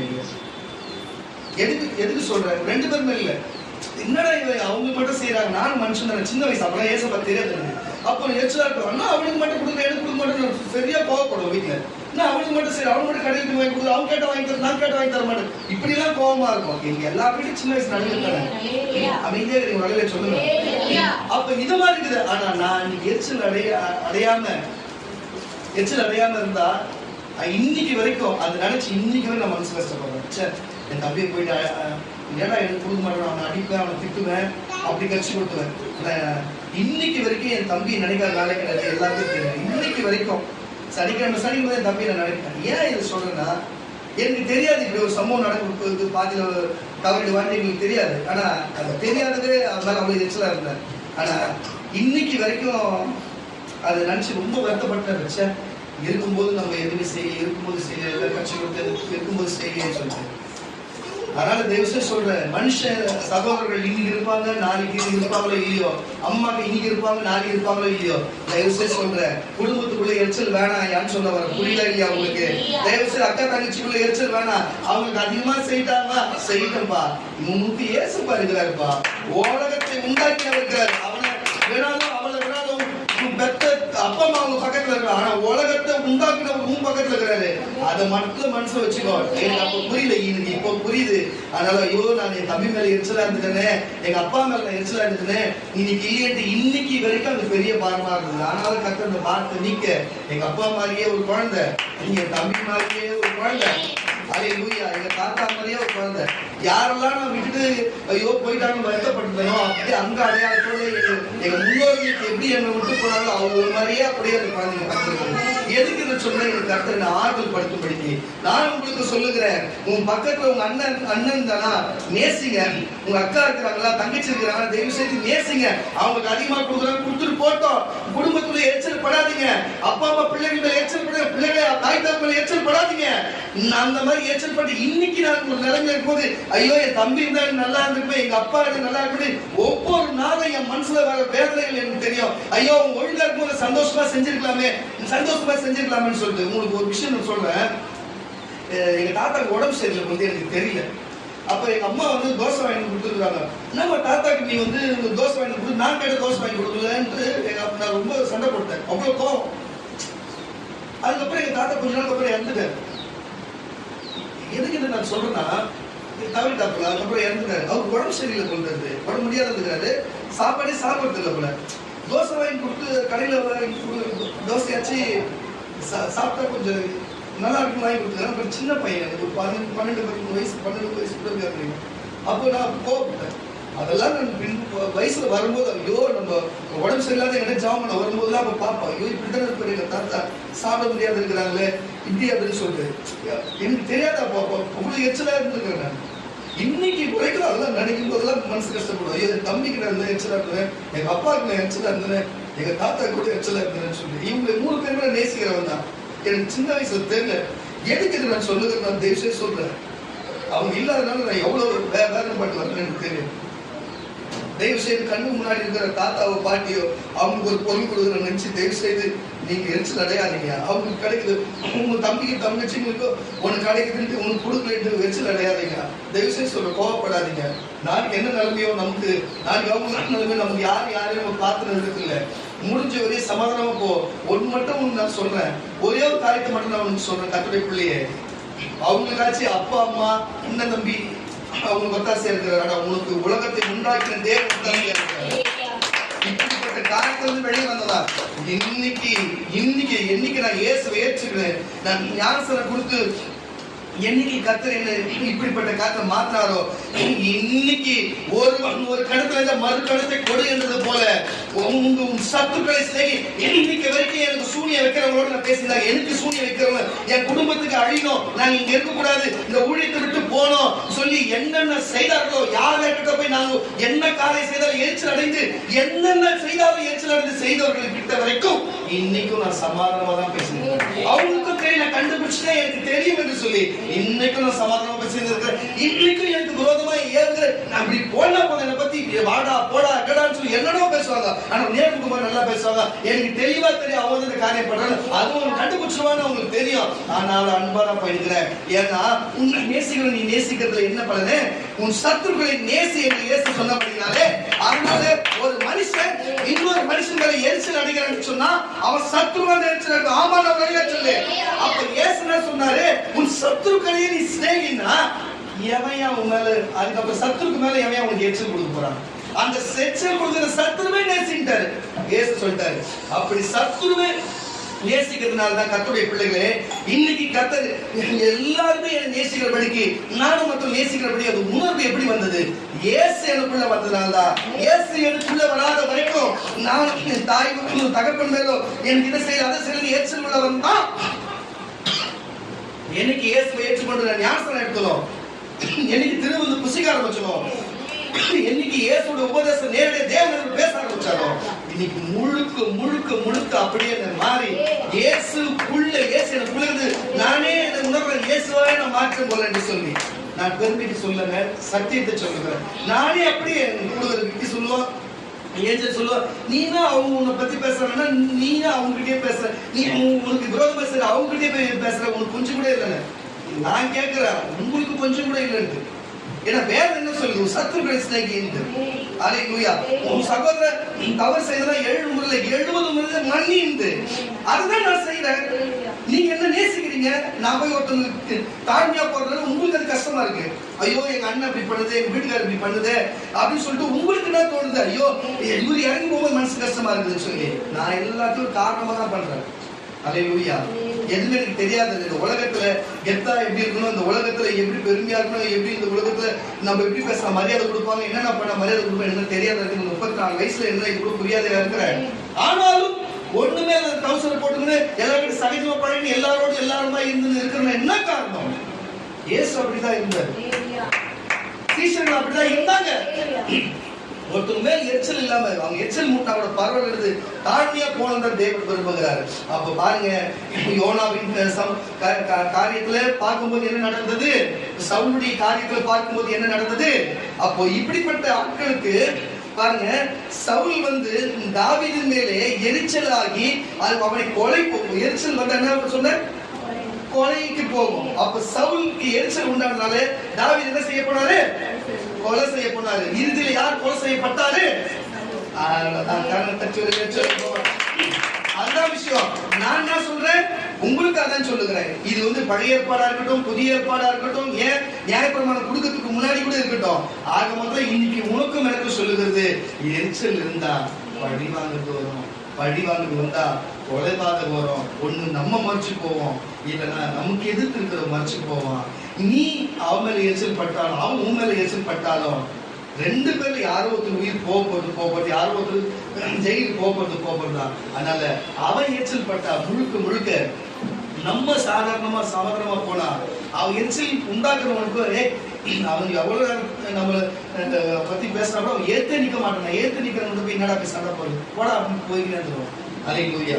அதனாலதான் சொல்லுங்க, தயவு செய்து இதுக்கு முன்பு இருந்த வேலை ஸ்தலத்திலோ உன் குடும்பத்திலோ உன்னோட வீண்பா இருந்த உங்க சொந்தக்காரர்களோ கணவன் மனைவிக்குள்ளோ பிள்ளைகளுக்குள்ளோ உங்களுக்குள்ள இந்த சபைக்குள்ளோ எதனாலும் உங்களுக்கு இப்படிப்பட்ட எரிச்சல் இருந்தா தயவு செய்து சொல்லுகிறேன், அந்த எரிச்சலை தயவு செய்து மாற்றிக் கொள்ளுங்க. எரிச்சல் அடையணும்னா நீங்க தேவனா இருக்கணும். எனக்கு தெரிஞ்சு நீங்க அப்படி இருக்கிறது வாய்ப்பு இல்லை. புரியுதா? எனக்கு தெரிஞ்சு ஒருத்தர் தான் நான் பார்த்திருக்கேன். அல்லேலூயா. அவர்தான் இயேசு கிறிஸ்து, அவர்தான் தெய்வம். இயேசு கிறிஸ்து அந்த தேவனாக கர்த்தர் எரிச்சல் உள்ள தேவனாக இருக்கட்டும், அவர் இருக்கட்டும். மனுஷனாக நம்ம தாழ்மையா போனோம் என்று நான் சொல்லல, அவர் தான் சொன்னார். அல்லேலூயா. அவர் தான் சொன்னார். கர்த்தருடைய பிள்ளைகளை இப்படிப்பட்ட காரியங்கள் இருக்கிறது.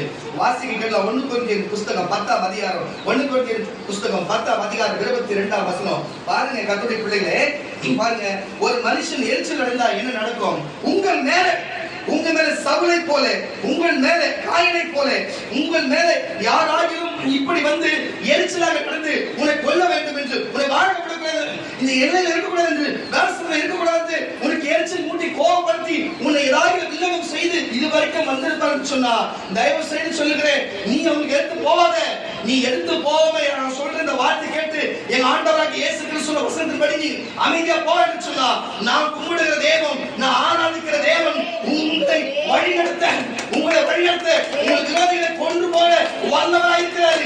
நீ செஞ்சு பார்த்து அனுபவிக்கிற, நீ செஞ்சு ஜெயிலுக்கு போவத, அவர் செஞ்சு உன்னை வாழ வைக்கட்டும். அதுக்கு நீ என்ன பண்ணணும், தாழ்மையா போ, அமைதியா போ.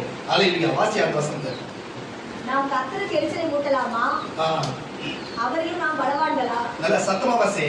நாம் கர்த்தருக்கு எரிச்சலை மூட்டலாமா, அவரையும் நாம் பலவான்களா. அல்லேலூயா. அப்போ கர்த்தருக்கு நம்ம எரிச்சலை மூட்டலாமா, அவரை நம்ம பலவான்களா. புரியுதா?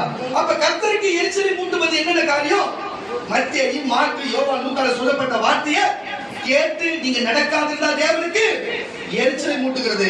நீங்க வெள்ளியோரம் வராம இருந்தா தேவனுக்கு எரிச்சலை மூட்டுகிறது. நியாயம் தோறும் பரிசுத்த ஓய்வு ஆறுதல் வேலையே நம்ம சபைக்கு வர வேலை வேலை வேலை வேலைன்னா தேவனுக்கு எரிச்சலை மூட்டுகிறது. அல்லேலூயா. பாருங்க, தேவைக்கு வந்து மிச்ச தேவைக்கு சூனியத்தை மந்திரத்தை தேடி ஓடுகளோடு படுத்து வைத்து அவங்களோடு நம்ம காரியத்தில் நம்ம ஈடுபட்டா தேவனுக்கு எரிச்சலை மூட்டுகிறது. புரிகிறதா? ஜபிப்பாம இருந்தா எரிச்சலை மூட்டுகிறது, உபவாசிக்காம இருந்தா எரிச்சலை மூட்டுகிறது, சபைக்கு வராம இருந்தா எரிச்சல் மூட்டுகிறது. அப்ப தேவைக்கு வந்தா எரிச்சல் மூட்டுகிறது. யாருக்கு? ஊழியக்காரனுக்கு. சொல்லுங்களேன், தேவைக்கு வந்தா எரிச்சல் மூட்டுகிறது. ஆனா மெய்யாகவே அவர் தேடி வந்தா என்ன காரியமும் இல்ல, தேவன் உனக்கு கொடுக்க வல்லவராக இருக்கிறார். மறுபடியும் வாசியல் வாசனத்தை நாம் கர்த்தருக்கு எரிச்சலை மூட்டலாமா? அவரிலும் நாம் பலவான்களா? எல்லாவற்றையும் அனுபவிக்க. பவுல் சொல்றாரு, இந்த உலகத்துல எல்லாவற்றையும் அனுபவிக்க அதிகாரம் எனக்கு அதிகாரம் இருக்குதுப்பா. ஆகிலும் எல்லாமே தகுதியா இருக்குமா? எல்லாத்தையும் அனுபவிக்க அதிகாரம் உண்டு. ஆகிலும் எல்லாம் பக்தி விருத்தி உண்டாக்குமா? ஒவ்வொருவனும் சுய பிரயோஜனத்தை தேடாமல், அவரோட சொந்த பிரயோஜனத்தை தேடாமல் என்னுடைய பிரயோஜனத்தை தேட கடவன் கடையிலே விற்கப்படுகிற எதையும் போதும். ஒரு அல்லேலூயா சொல்லுவோமாக. இப்படிப்பட்ட காரியம் இருக்கிறது கர்த்தருடைய பிள்ளைகளே, இப்படிப்பட்ட காரியம் இருக்கிறது. நீங்கள் தயவு செய்து கொஞ்சம் உங்களை யோசனை பண்ணி பாருங்கள். நீங்கள் தேவனுக்கு எரிச்சலை மூட்டலாமா? அந்த தேவன் எரிச்சல் மூட்டினாலே வந்த உயிரிழப்பை குறித்து பாருங்க. ஆபேல் உயிரிழப்பு, இந்த பாருங்க சவுலுடைய உயிரிழப்பு பாருங்க. நினைவே பட்டணத்தில் மொத்த பேர் உயிரிழப்ப வேண்டிய காரியம் இருந்தது. ஆனாலும் அங்கு தேவன் மறுபடியும் அவர்கள் மனம் திரும்பின பின்னாடியே, அப்போ அங்க இருக்கிற யோனா மனம் திரும்பின பின்னாடியே அங்கு காக்கப்பட்டது. அப்போ அந்த வார்த்தையில எரிச்சலை மாற்றிக்கொண்டா அவங்க காக்கப்படுறாங்க. எரிச்சலோடு இருந்தால் அவங்க இருதயம் மறித்து போகிறார்கள் என்று சொல்லிதான் நம்ம பார்த்து கொண்டிருக்கிறோம் கர்த்தருடைய பிள்ளைகளை. ஆமான்னு சொல்லுங்க. அப்போ நான் சொல்லுகிறேன், நான் இப்ப இந்த எரிச்சல் அடையாதுன்னு நீ எரிச்சல் அடைந்தன்னு வச்சீங்க, என்ன தேவன் என்ன பண்ணுவாரு? எரிச்சல் அடைவாரா இல்லையா? எரிச்சல் அடைவாரா இல்லையா? எரிச்சல் அடையாம இருக்கிறதுன்னு கேக்குறேன். பாருங்க அங்க ஆதியாகம புஸ்தகத்தை சொல்லும் பொழுது காயினுடைய காரியத்தை சொல்லும் பொழுதே முகநாடியா மாறி இருக்கிறது என்று கேட்கும் பொழுதே அவன் என்ன செய்தா? அவன் ரத்தம் என்னை கூப்பிடுகிறது, என்ன செய்தா என்று கேட்கிறார். புரிதா இல்லையா? அப்போ தேவனை அங்கு கோபப்படுகிறார் அந்த இடத்துல. அல்லேலூயா. அப்போ நான் உங்களுக்கு சொல்ற கர்த்தருடைய பிள்ளைகளே, நம்ம எரிச்சல் அடைந்தா, நம்ம சொல்லிய பேச்சை கேம நம்ம எரிச்சல் அடைந்து மற்றவங்களுக்கு தகப்பனுக்கோ தாய்க்கோ பெற்ற பிள்ளைகளுக்கோ வெற்று வித்தியாசம் பார்த்து அவங்களுக்கு நம்மை அதே போல மற்றவங்க எரிச்சல் மூட்டுப்பொழுது நம்ம நடந்தாலும் சரி, நம்மளை யாரும் எரிச்சல் மூட்டுப்படி செய்தாலும் சரி, தயவு செய்து அதை விட்டு வெளியே வாங்க. நீங்கள் மற்றவங்களுக்கு எரிச்சலா இருக்காதீங்க. புரியுதா? ஒண்ணு சொல்லி கொடுத்துருக்காரு ஏசப்பா. பாருங்க, மனுஷன் உங்களுக்கு என்ன செய்யணும் நீங்க நினைக்கிறீங்களோ அவங்களுக்கு அதை செய்யுங்க. ஒருத்தவங்க மரியாதை கொடுமா, நீ கூட உனக்கு உன் அண்ணன் கூப்பிடுமா, நீ கூப்பிட்டு அவனை, உன்னை சார் கூப்பிட நீ கூப்பிட்டு அவனை. உங்களோட பிரச்சனை வரக்கூடாதா? நீ போவாத அவனோட பிரச்சனைக்கு. நல்லா பேச, நல்லா பேசு. புரியுதா? மனுஷனுக்கு எதை செய்ய விரும்புறியோ நீ அவனுக்கு அதை செய்யக்கூடாது. இந்த உலகத்தில் இப்படிப்பட்ட உபதேசம் எவனும் கொடுக்க முடியாது. என் ஆண்டவராக இயேசுவை தவிர அவர்தான் விஷயமே. ஆனா உங்களுக்கு இருக்கிற இந்த கொச்சின் நிமித்தம் எரிச்சல் நிமித்தம் நீங்க போய் எங்க பேசுறீங்க? அவன் மருத்துவம் நான் சின்னவளா பெரியனா, சின்னவளா அவ பெரியவளா, அவற்றம். இதுதான் எரிச்சல் புத்தி. தயவுசெய்து யார் சின்னவங்க பெரியவங்க கிடையாது. ஊழியம் செய்கிறவங்களுக்கும் சரி, கிறிஸ்தவர்களுக்கும் சரி, எவன் ஒருத்தன் தாழ்மையா இந்த பூமியில இருக்கிறானோ, எவன் ஒருத்தன் எல்லாத்தையும் சகிச்சுட்டு போறானோ, எவன் ஒருத்தன் எல்லாத்தையும் போறானோ, எவன் இந்த இடத்துல வந்து இந்த சபையில வந்து அமைதியா பொருளா போறானோ அவன் பரலோகத்துல தலைவனா இருப்பான். நான் சொல்ல வேதவசனம் சொல்லுது. எடுத்துக்காட்டு நான் ஒரு காரியம் சொல்லட்டா.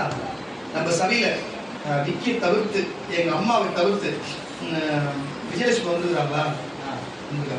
நாத்திகம் நீங்க சபை பெருக்கிறீங்களாமா? பெருக்கிறீங்களா? ஒரு வழியில சொல்லுங்க. சர்சக்கா வந்துக்கிறாங்களா? வரலையா? அவங்க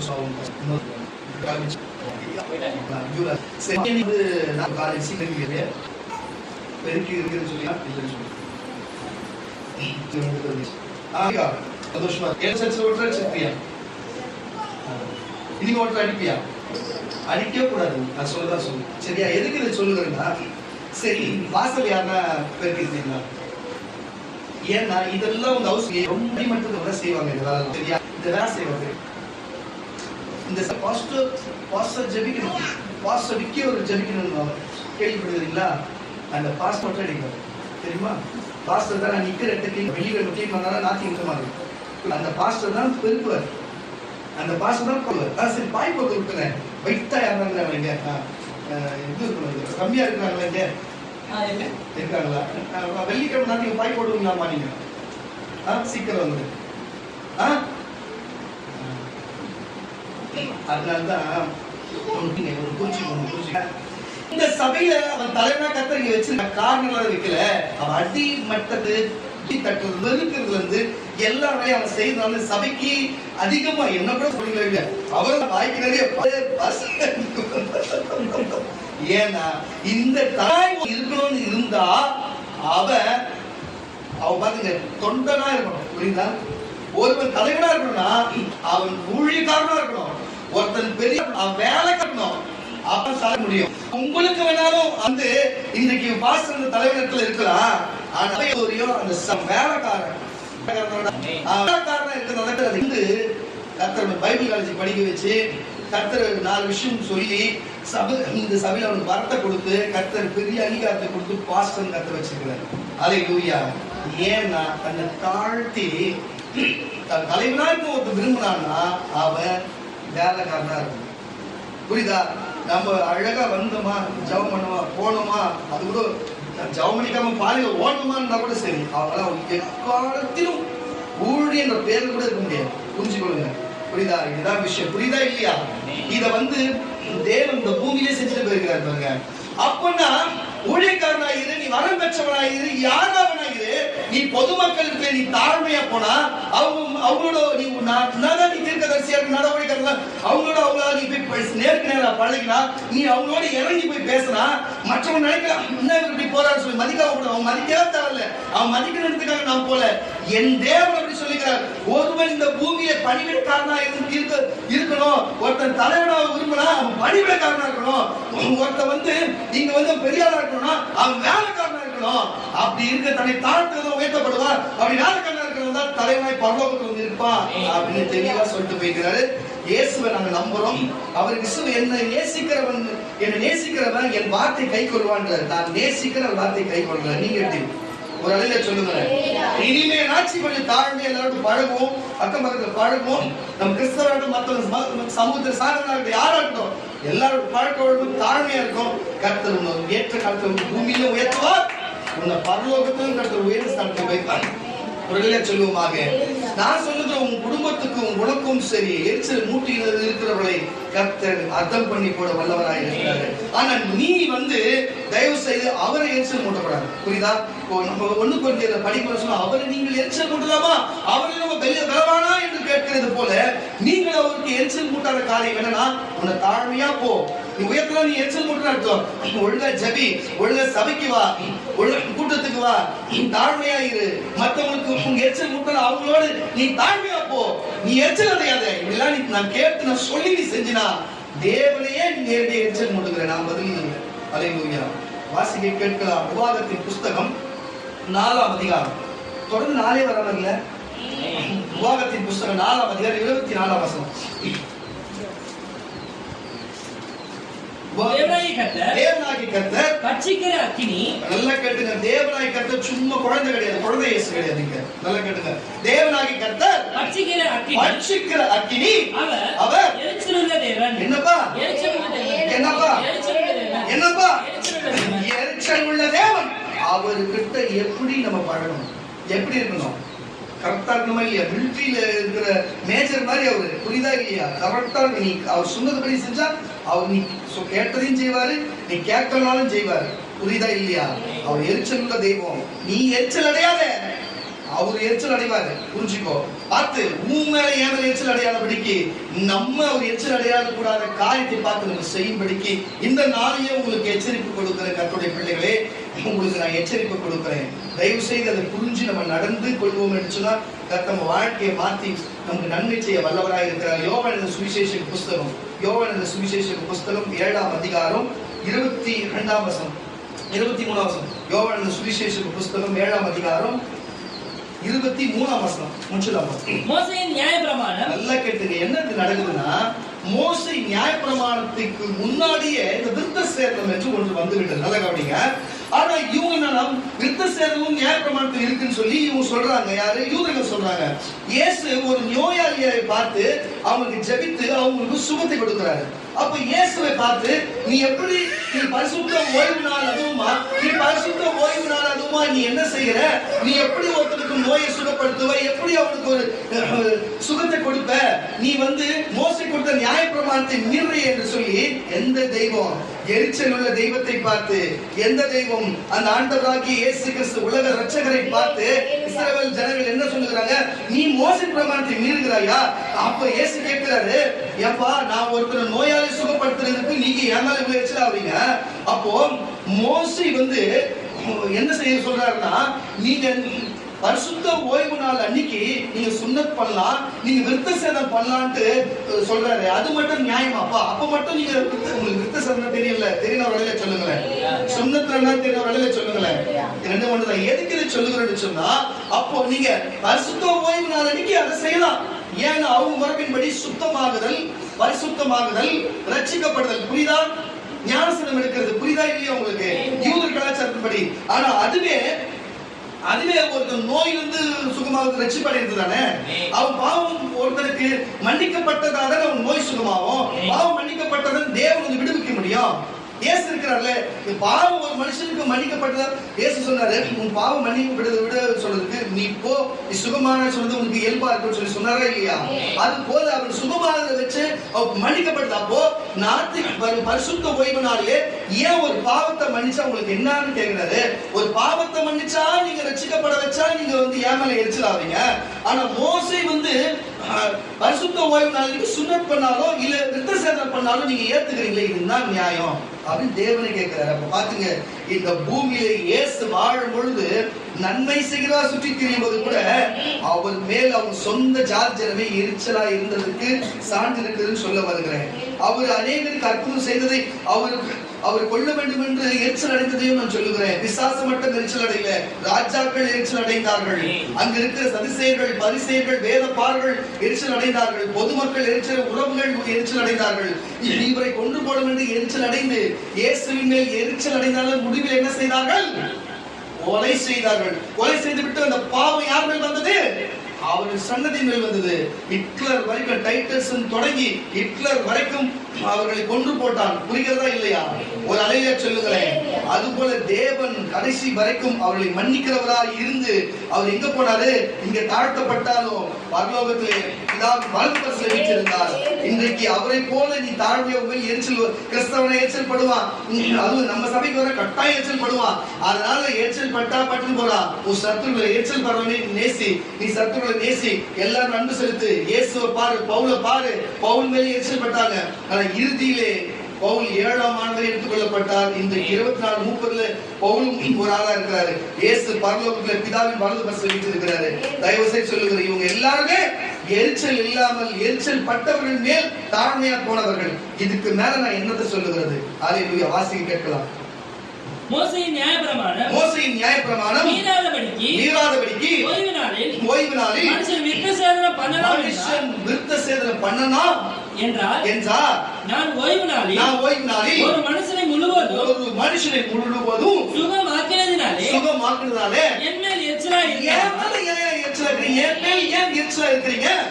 தோற்றத்தின்படி பாருங்க, நீங்களா உருவ தோற்றத்தின்படி தீர்ப்பு செய்வீங்க. நீதியின்படி தீர்ப்பு செய்கின்றார். நான் என்ன தப்பு செஞ்சிட்டேன்?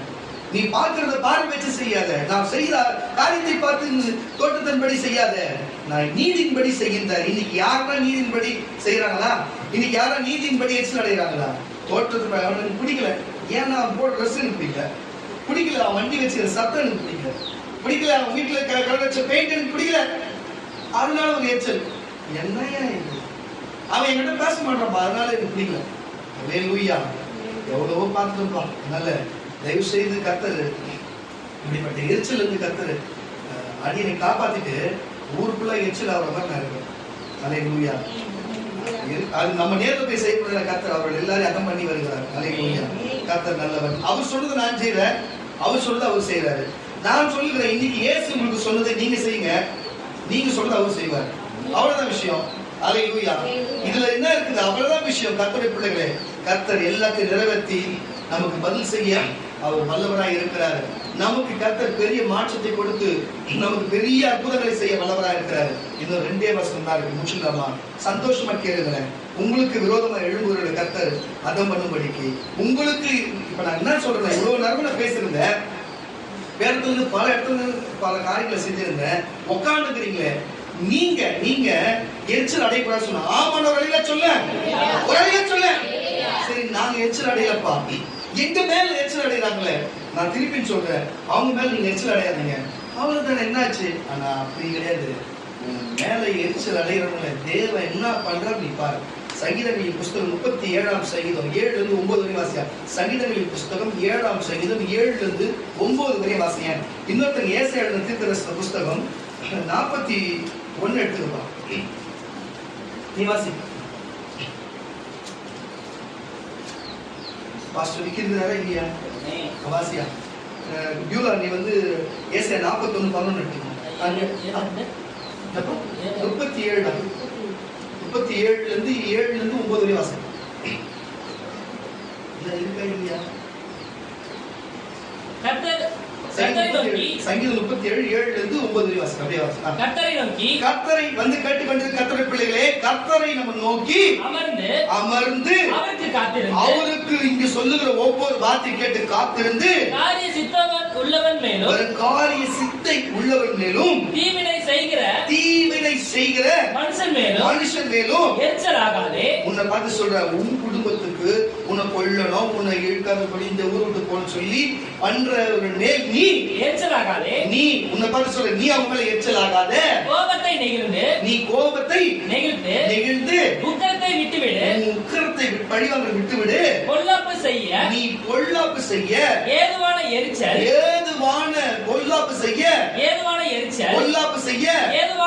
அதுக்கு காரணமான எரிச்சல் உனக்கு உண்டாக வேண்டாம். பொல்லாதவர்கள் அர்ப்பண்டு போவார்கள். அதான் சொல்றாங்க, உனக்கு விரோதமா எரிச்சலா இருக்கிற பொல்லாதவர்கள் அர்ப்பண்டு போவார்கள். குடும்பத்துக்கும் உனக்கும் பொல்லாதவர்களாக இருந்தவர்கள் அர்ப்பண்டு போவார்கள். கர்த்தருக்கு காத்திருக்கிறவர்களுக்கு தீர்க்கதரிசனம் சொல்றோம். ஆமென் என்று விசுவாசிக்கிறவனுக்கு பலிக்கும். இவங்களுக்கு எங்க பலிக்க போகுது? இவங்களுக்கு எப்படி பலிக்கும்? நீ விசுவாசிக்கிறடா? நீ வசந்த வாசி முழுக்காட்சி பண்ணிக்கிட்டோம். பொல்லாதவர்கள் அர்ப்பண்டு போவார்கள். கர்த்தருக்கு காத்திருக்கிறவர்களோ பூமியை சுதந்தரித்துக் கொள்வார்கள். வசந்த வாசி. கர்த்தரை நோக்கி அமர்ந்து 7 இருந்து 9 வரை படுற பேசு. கர்த்தரை நோக்கி அமர்ந்து அவருக்கு காத்திருந்து காரிய சுத்தவன் உள்ளவன் மேலும் தீவினை செய்கிறவன் மேலும் எரிச்சல் ஆகாதே. கோபத்தினாலே நிகழ்ந்து உக்கிரத்தை நீ விட்டுவிடு. பொல்லாப்பு செய்ய ஏதுவான எந்த எரிச்சலும் உனக்கு வேண்டாம். பொல்லாதவர்கள் எல்லாம் கேட்டு உனக்கு சொல்றேன், இதெல்லாம் உனக்கு வேணாப்பா. பொல்லாதவர்கள், உனக்கு பொல்லாது செய்கிற பொல்லாதவர்கள் அறுப்புண்டு போவார்கள். அவர்கள் அறுப்புண்டு போவார்கள் பூமியில. கர்த்தருக்கு நீ காத்திருக்கிறவர்களோ பூமியை சுதந்தரித்துக் கொள்ளுவார். அவன் அறுப்புண்டு போவான், எரிச்சல் அடையாத. ஆனா இறுதியில பூமியா சுதந்தரித்துக் கொள்வா. எரிச்சல் இல்லாத அமைதியாக நீ சுதந்தரித்துக் கொள்வார். 41:11 வாசி. அவர் சொல்றாரு பதில். இது ஒரு விஷயம் கேட்டீங்கன்னா, எனக்கு 2009 எனக்கு ஒரு ஏசப்பா எனக்கு ஒரு வார்த்தை ஒன்று கொடுத்தாரு. நான் ஒரு பெரிய கூட்டத்துக்கு போயிருந்தேன். தேவன் பேசுவார்னு சொல்லி பார்த்தா ஊர்ல இருக்கிற எல்லாருக்கும் பேசுவாரு, எனக்கு மட்டும் பேசவே இல்லை. மனசே ஒழிஞ்சிச்சு, எரிச்சலாயிட்டு. நான் இவ்வளோ தூரம் கஷ்டப்பட்டு வந்து எனக்கு ஒரு வார்த்தை பேசலிட்டு மனசு கஷ்டப்பட்டு அப்படி வர ஏசப்பா என்கிட்டயே நேரத்தை பேசுறேன். பயப்படாத,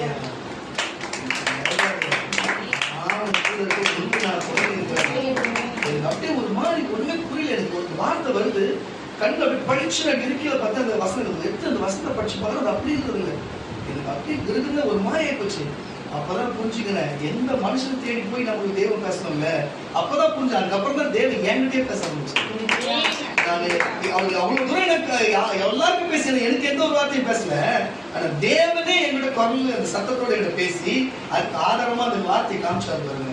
இன்னைக்கு வரையும் பைபிள் அந்த வசனத்தை வச்சிருக்கிறேங்க. எனக்கு கீழே கிடைச்சது 2009 கிடைச்சது. இப்போ 2025 கிட்டத்தட்ட 15 வருஷம் ஆகுது நினைக்கிறேன். 16 வருஷமா 15 தெரியுதோ 14 வருஷம் ஆகுது. இன்னமும் வச்சிருக்கிறேன் நான். ஆனா அந்த 14 வருஷமா கர்த்தர் என்னை ஊழியத்தில் அவர் தீர்க்க தரிசனமா என்னோட பேசி இன்னைக்கு வரை என்னை வழி எடுத்துருக்கிறார். அந்த வசனம் வேற ஒண்ணும் இல்லை. இப்ப படிக்கும் போது 13வது வசனம் தான் அந்த வசனம். நீ வாசிமா 11 தம்பி. இதோ உன்மேல் கேட்டுக்கொண்டிருக்கிற அவர் வார்த்தைப்படி அடங்கி இருக்கிற சபைக்கு அடங்கி இருக்கிற தீர்க்கதரிசி கீழ்ப்படிந்திருக்கிற தேவனுக்கு உத்தமமாய் இருக்கிற கிறிஸ்தவன் என்று சொல்லப்படுகிற அதை தாழ்த்தி இந்த வார்த்தைப்படி நீ நடப்பதை ஒப்பு கொடுத்து உட்கார்ந்து இருக்கிற உன்னை பார்த்து சொல்ற மாதிரி வாசி. இதோ வந்திருக்கிற பிள்ளைகளே, உன் மேல ராஸ்தத்திலும் குடும்பத்திலும் உறவுகளில் எரிச்சலா இருக்கிறவர்கள் மேல் யாவரும் வெட்கி லட்சணிவார்கள். உன்னோடு தனந்தோறும் ஒவ்வொரு காலத்திலும் எச்சல் முட்டி வழக்காடுகிறவர்கள் நாசமாகி ஒன்றுமில்லாமல் போவார்கள். உன்னோடு இதுவரைக்கும் எச்சலை குறித்து உனக்கு போராடினவர்கள் நீ ஏடியும் காணந்திருப்பாய். உன்னோடு இதுவரைக்கும் சண்டை போட்டு யுத்தம் பண்ணின மனுஷர் ஒன்றுமில்லாத போவார்கள். உன் தேவனாகி கர்த்தர் நான் வலது கையை பிடித்து நீ பயப்படாதே. இது எனக்கு அவர் கொடுத்த வார்த்தை. நீ பயப்படாதே, நான் உனக்கு துணை இருக்கிறேன் என்று சொல்லுகிறேன் என்றார். அல்லேலூயா. இன்றைக்கு வரைக்கும் எனக்கு எந்த தலைவனும் கிடையாது மேல இயேசுவை தவிர எந்த பெரிய பாஸ்டர் எனக்கு கிடையாது. அல்லேலூயா. கர்த்தர் அவரே நடத்துறார், வார்த்தையை அவரே கொடுக்கிறார், அவரே எனக்கு அவர் தான் துணை இருக்கிறார். குடும்பத்திலும் சரி சபையிலும் சரி. அப்ப எனக்கு நான் பெற்ற என் பிள்ளைங்களாச்சே, அப்ப எனக்கு ஒன்று நடக்குமா? உன் கையை இன்னைக்கு பிடிக்கிறார், துணை இருக்கிறார்.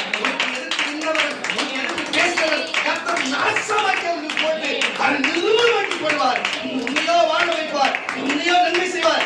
ஏன்னா நீ எச்சரியாத மகளே, மகளே, நீ மற்றவர்களை எச்சரியாத, நீ சத்துருவை சிநேகி, நீ சிநேகி, நீ எச்சரியாத. எச்சரிக்கிற தேவன் யாரு? இயேசு கிறிஸ்து. அவர் எச்சரிக்கை அடைந்து உன் சத்துருவை அவர் என்ன பண்ணிட்டு போட்டோம், அவராச்சு அவங்களாச்சு. நமக்கு அந்த பிரச்சனை வேண்டாம். சரிப்பா, நல்ல வார்த்தை, நல்ல நேரம் கோவப்பட பார்த்தேன், இனிமேல் வந்து எச்சல் அடையாது, நான் சத்துருவை சேர்ப்பேன், நடக்கிறது அவங்க என்ன நடந்து போட்டோம். ஆனா கர்த்தர் என்னை வழி நடத்துவாரு. இந்த வார்த்தை போதுன்றது மட்டும் கைகளை தட்டி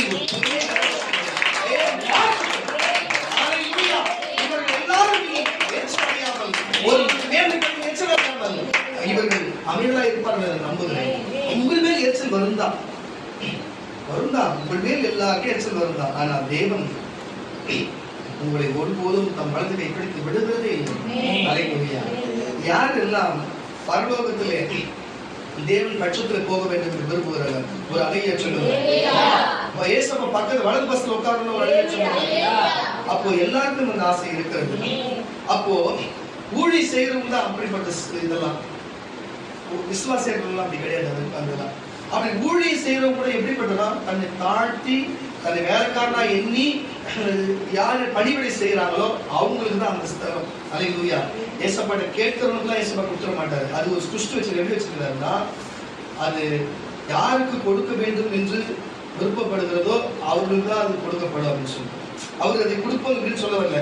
அப்போ சொல்லிட்டு இந்த வார்த்தை சொல்றாரு. எப்படி சொல்றாருன்னா, இந்த பூமியில எவன் வந்து தலைவனா இருக்க விரும்புறானோ அவன் பூமியில வந்து வேலைக்காரனா இருக்கணும், அவன் தலைவனா இருக்கணும், வேலைக்காரனா இருக்கணும், அதிகாரிகள் வேலைக்காரனா இருக்கணும், தன்னை தாழ்த்தணும், அவன் தான் உயர்த்தப்படுவான், அப்பதான் பரலோகத்துல அவன் உயர்த்தப்பட்டிருப்பான்ட்டு அசால்ட்டா சொல்றது. அப்போ இந்த பூமியில ஊழியக்காரன் மட்டும் போதாம அவன் வந்து வேலைக்காரனா இந்த எல்லாரோட சகமா பழகி எல்லாருமா இருக்கும் பொழுது தேவன் அதை கண்டு இயேசுடைய பக்கத்துல கூட நம்மளை கர்த்தர் அமர வைக்க வல்லவரா இருக்கிறார். வேதம் அப்படிதான் சொல்லுது. ஆனா இதை கேட்ட பாருங்க, இதை கேட்ட யோவானையும் இதை கேட்ட யாக்கோபையும் பார்த்து கூட இருந்த எல்லா சீஷரும் பார்த்து அவங்க கேட்கறாங்க, நான் உங்களுக்கு ஊழியம் செய்யறேன், நீங்க பரலோகம் போயிடுவீங்க, நீங்க 3 உயிர்த்தெழுந்து பரலோகம் போயிடுவீங்க, நீங்க வரும்போதோ சரி நாங்க மட்டும் வரும்போதோ நான் கேட்கறது நீங்க செய்யலாம். சரி கேளு, என்ன கேட்க போற கேளு. நான் வந்து இவன் வலது பக்கத்துலயும் நான் இடது பக்கத்துல வந்து உங்க பக்கத்துல உட்காந்துக்கிட்டா அப்படின்னு கேட்கறேன். நீ என்ன கேட்கறதுன்னு தெரியாத கேட்கற, இப்படிப்பட்ட விஷயம் இருக்கு அப்படின்னு கேட்ட முன்னாடியே கூட இருந்தவங்க, அப்பா 12 பேர் நாங்க இருக்கோம், இவங்க 2 பேர் மட்டும் போனா அப்ப நாங்க எங்கேயா போறோம், இவங்க மேல கோவப்படுறாங்க. புரியுதா? நியாயமான கோவம் தானே. அப்ப நாங்க வந்து கஷ்டப்பட்டு உட்காந்துப்போம், நீங்க 2 பேரும் கேட்டு நீங்க உட்காந்துதான் இப்போ 2 பேரும் உட்கார முடியும், வலது பக்கம் இடது பக்கம், மத்தவங்க என்ன உட்கார முடியும்? புரியுதா இல்லையா உங்களுக்கு? கோவப்படுறாங்க. அதனால அவர் கரெக்டா சொல்றாரு, இன்னாருன்னா நீ ஜபமா என்ன கேட்ட, நீ கேட்டதான் உனக்கு செய்யணும்னு கிடையாதுப்பா, எவன் தாழ்மையா இருக்கணும் அவனுக்கு கொடுப்பான்றாரு. அப்ப எவ்வளவு போட்டிக்குது பாருங்க, எத்தனை நமக்கு முன்னாடி இவ்வளவு பேர் போய்க்கிறாங்க, அவங்க எல்லாம் நம்ம தாண்டி போனோம்னா நம்ம ரொம்ப தாழ்மையா போனோம். அதுதான் தேவன் விரும்புகிறார். அல்லேலூயா. அதைத்தான் தேவன் விரும்புகிறார். அப்படி செய்ய முடியுமா நம்மளால? அப்படி நம்மளால வாழ முடியுமா? நமக்கு அப்படி செய்ய முடியுமா? அதுதான் தேவன் பார்க்கிறார். அல்லேலூயா. நம்மளால செய்ய முடிஞ்சா கர்த்தர் நல்லவர், அதை செய்ய வல்லவராக இருக்கிறார். இல்லை என்று சொன்னா நம்மளால அது எப்படி கூடும்? நம்ம முடிஞ்சவரை நம்ம தாழ்மையா இருக்க விரும்புவோம், தாழ்மையான காரியத்தை நம்ம செய்வோம். கர்த்தர் நம்ம வாழ்க்கையில நல்லவராக இருக்கிறார். ஒரு அறையில சொல்லுவோம், ஒரு அறையில சொல்லுவோம். இதைத்தான் தேவன் நம்ம வாழ்க்கையில இவ்வளவு நேரமா ஒரு தெளிவுபடுத்தி நமக்கு இவ்வளவு நேரமா சொல்லி வர, தயவு செய்து நேரம் கடந்து போகுது, யாரும் எரிச்சல் அடையாதபடிக்கு, ஐயோ வீர் கொளுத்துமே நம்ம அப்படியே உருவார் கொள்வது எரிச்சல் அடையாதபடிக்கு எல்லா எரிச்சலும் இங்கே விட்டுட்டு போகும்போது சந்தோஷத்தோடு சமாதானத்தை போகும்படிக்கு தேவன் உங்களை விரும்புகிறார். அல்லேலூயா. மார்க் எழுதின சுவிசேஷ புஸ்தகம், மார்க் எழுதின சுவிசேஷ புஸ்தகம் 10ஆம் அதிகாரம் 41ஆம் வசனம் வாசிக்க கேட்கலாம். மற்ற 10 பேரும் அதை கேட்டு யாக்கோபின் மேலும் யோவான் மேலும் எரிச்சலானார்கள். அல்லேலூயா. அப்ப ஏன் எரிச்சல் ஆனாங்கன்றது 11 தானே வாசிச்சேன். முன்னாடி வசனம் வாசி, 2 வருஷம் முன்னாடி 10 வருஷம். அதற்கு அவர்கள் கூடும் என்றார்கள். இயேசு அவர்களை நோக்கி, நான் குடிக்கும் பாத்திரத்திலே நீங்கள் குடிப்பீர்கள், நான் பெரும் ஸ்தானத்தையும் நீங்கள் பெறுவீங்க. ஆனாலும் என் வலது பரிசத்திலும் இடது பரிசத்திலும் உட்கார்ந்திருக்கும்படி எவர்களுக்கு ஆயத்தம் பண்ணப்பட்டிருக்கிறதோ, ஆயத்தம் புரிஞ்சுதா? யாருக்கு அந்த தகுதி ஆயத்தப்படுத்தப்பட்டிருக்கிறதோ அவர்களுக்கே அல்லாமல் மற்றவருக்கும் அதை அருள்வது என் காரியம் அல்ல, என்னுடைய வேலையே கிடையாதுன்றாரு. அப்போ இதை கேட்ட உடனே நம்ம கூட வந்துட்டு உடனே இயேசுப்பா போறன்ற உடனே கேட்கணும், நீங்க ஒரு முறை வலது பாது இடது பாதுக்கு உட்காந்துக்கலாமான்ட்டு. அப்ப இவங்க 10 பேரும் பார்த்து அவங்க எரிச்சல் அடைகிறாங்க. ஆனா எரிச்சல் அடைகிறதே அறிஞ்சு அவர் என்ன சொல்றாரு பாப்போம். பித்தர் வாசி. மற்ற 10 பேரும் அதை கேட்டு யாக்கோபின் மேலும் யோவானின் மேலும் எரிச்சலானார்கள். அப்பொழுது இயேசு அவர்களை கிட்ட வர செய்து, கொஞ்சம் புறஜாதியாருக்கு அதிகாரிகளாக எண்ணப்பட்டவர்கள். நல்லா கேட்டுங்க, இன்னைக்கு இஸ்ரவேலுக்கு நம்ம ஊழியம் செய்யல, புறஜாதிக்கு தான் ஊழியம் செய்யணும். ஆனா புறஜாதிக்கு ஊழியம் செய்யறவங்களுக்கு தன்னை பெரியாள் என்று சொல்லி அவங்களை வந்து கஷ்டப்படுத்தி ஆடுறாங்கப்பா. அவங்க பெரிய அதிகாரியா இருந்து கஷ்டப்படுத்தி இன்னைக்கு ஊழியக்காரனா பெரியாள் இருந்துச்சு ரொம்ப ஆடுறாங்க. அப்படி பண்ணக்கூடாதுப்பா. பாருங்க, ஒருத்தர் தலைவனா இருக்கணும்னு நினைச்சா அவன் தொண்டனா இருக்கணையா, அவன் ஊழியக்காரன் இருக்கணும். அப்பதான் அப்படிப்பட்ட நிலைமை கிடைக்கும். இன்னைக்கு நீயும் நான் புறஜாதியில ஒரு அழிய சொல்லுங்க, அதனால கிறிஸ்தவ ஒரு அழிய சொல்லுங்க. அப்போ உங்களை நான் ஆளும் பொழுதும் நீங்கள் ஊழியக்காரர் மற்றொரு ஆளும் பொழுதும் எப்படி ஆளணும்? அதிகாரத்தோடு இல்லாம வாசி. அப்பொழுது இயேசு கிட்ட வர செய்து புறஜாதியாருக்கு அதிகாரியாக எண்ணப்பட்டவர்கள் அவர்களை இருமாப்பாய் ஆளுகிறார்கள் என்றும் அவர்களில் பெரியவர்கள் அவர்கள் மேல் கடினமாய் அதிகாரம் செலுத்துகிறார்கள் என்றும் நீங்கள் அறிந்திருக்கிறீர்கள். தெரிஞ்சிருக்கிறீங்களா? உங்களுக்குள்ளே அப்படி இருக்கலாகாது. எப்பா இங்க அந்த மாதிரி கடினமானதோ பெரியார் சொல்றதா கிடையாது. அப்படி இருக்க கூடாது. நீங்க உங்களில் எவனாகிலும் பெரியவனாய் இருக்க விரும்பினா அவன் உங்களுக்கு பணிவிடைக்காரனாய் இருக்க வேலைக்காரன் அதான் சொன்ன நிக்க வச்சு.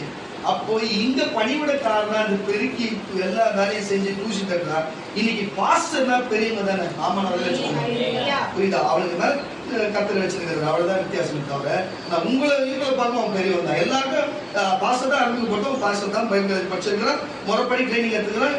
ஒரு ஊழியக்காரர்கிட்ட கிட்டத்தட்ட ஒரு 15 ஆண்டுகளா அவன் கூட இருக்கான். ஆனா 10 வருஷமா கூட ஊழியம் செய்யறான். புரியுதா இல்லையா உங்களுக்கு?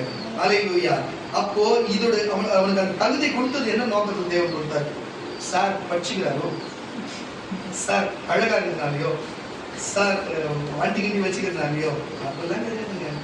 அவன்கிட்ட இருக்கிற தாழ்மை நிமித்தம், அந்த எரிச்சல் ஆகாத தாழ்மை நிமித்தம், எது சொன்னாலும் கேட்டு செய்கிற தன்மை அதை தேவன் பார்க்கிறார். அதனாலதான் அவன் கேட்டாலும் கேட்கறதுனாலும் அந்த தகுதியான கத்தனை கொடுத்து வச்சது பூமியிலும் கொடுப்பாரு, பரலோகத்திலும் கொடுப்பாரு. அதுக்கு அடையாளம் இதுதான். இத்தனை வசதி உங்களில் எவனாகிலும் பெரியவனாய் இருக்க விரும்பினா அவன் உங்களுக்குள் பணிவிடைக்காரனா இருக்க கடவன். பணிவிடை இதுதான் நம்மால நான் பெரியவனா இருக்கணும்னா செயின் போடணும், கொலுசு கெட்டி கொலுசு ஒன்று போடணும். அப்பதான் அப்போதான் நான் கொஞ்சம் கெத்தானவங்க.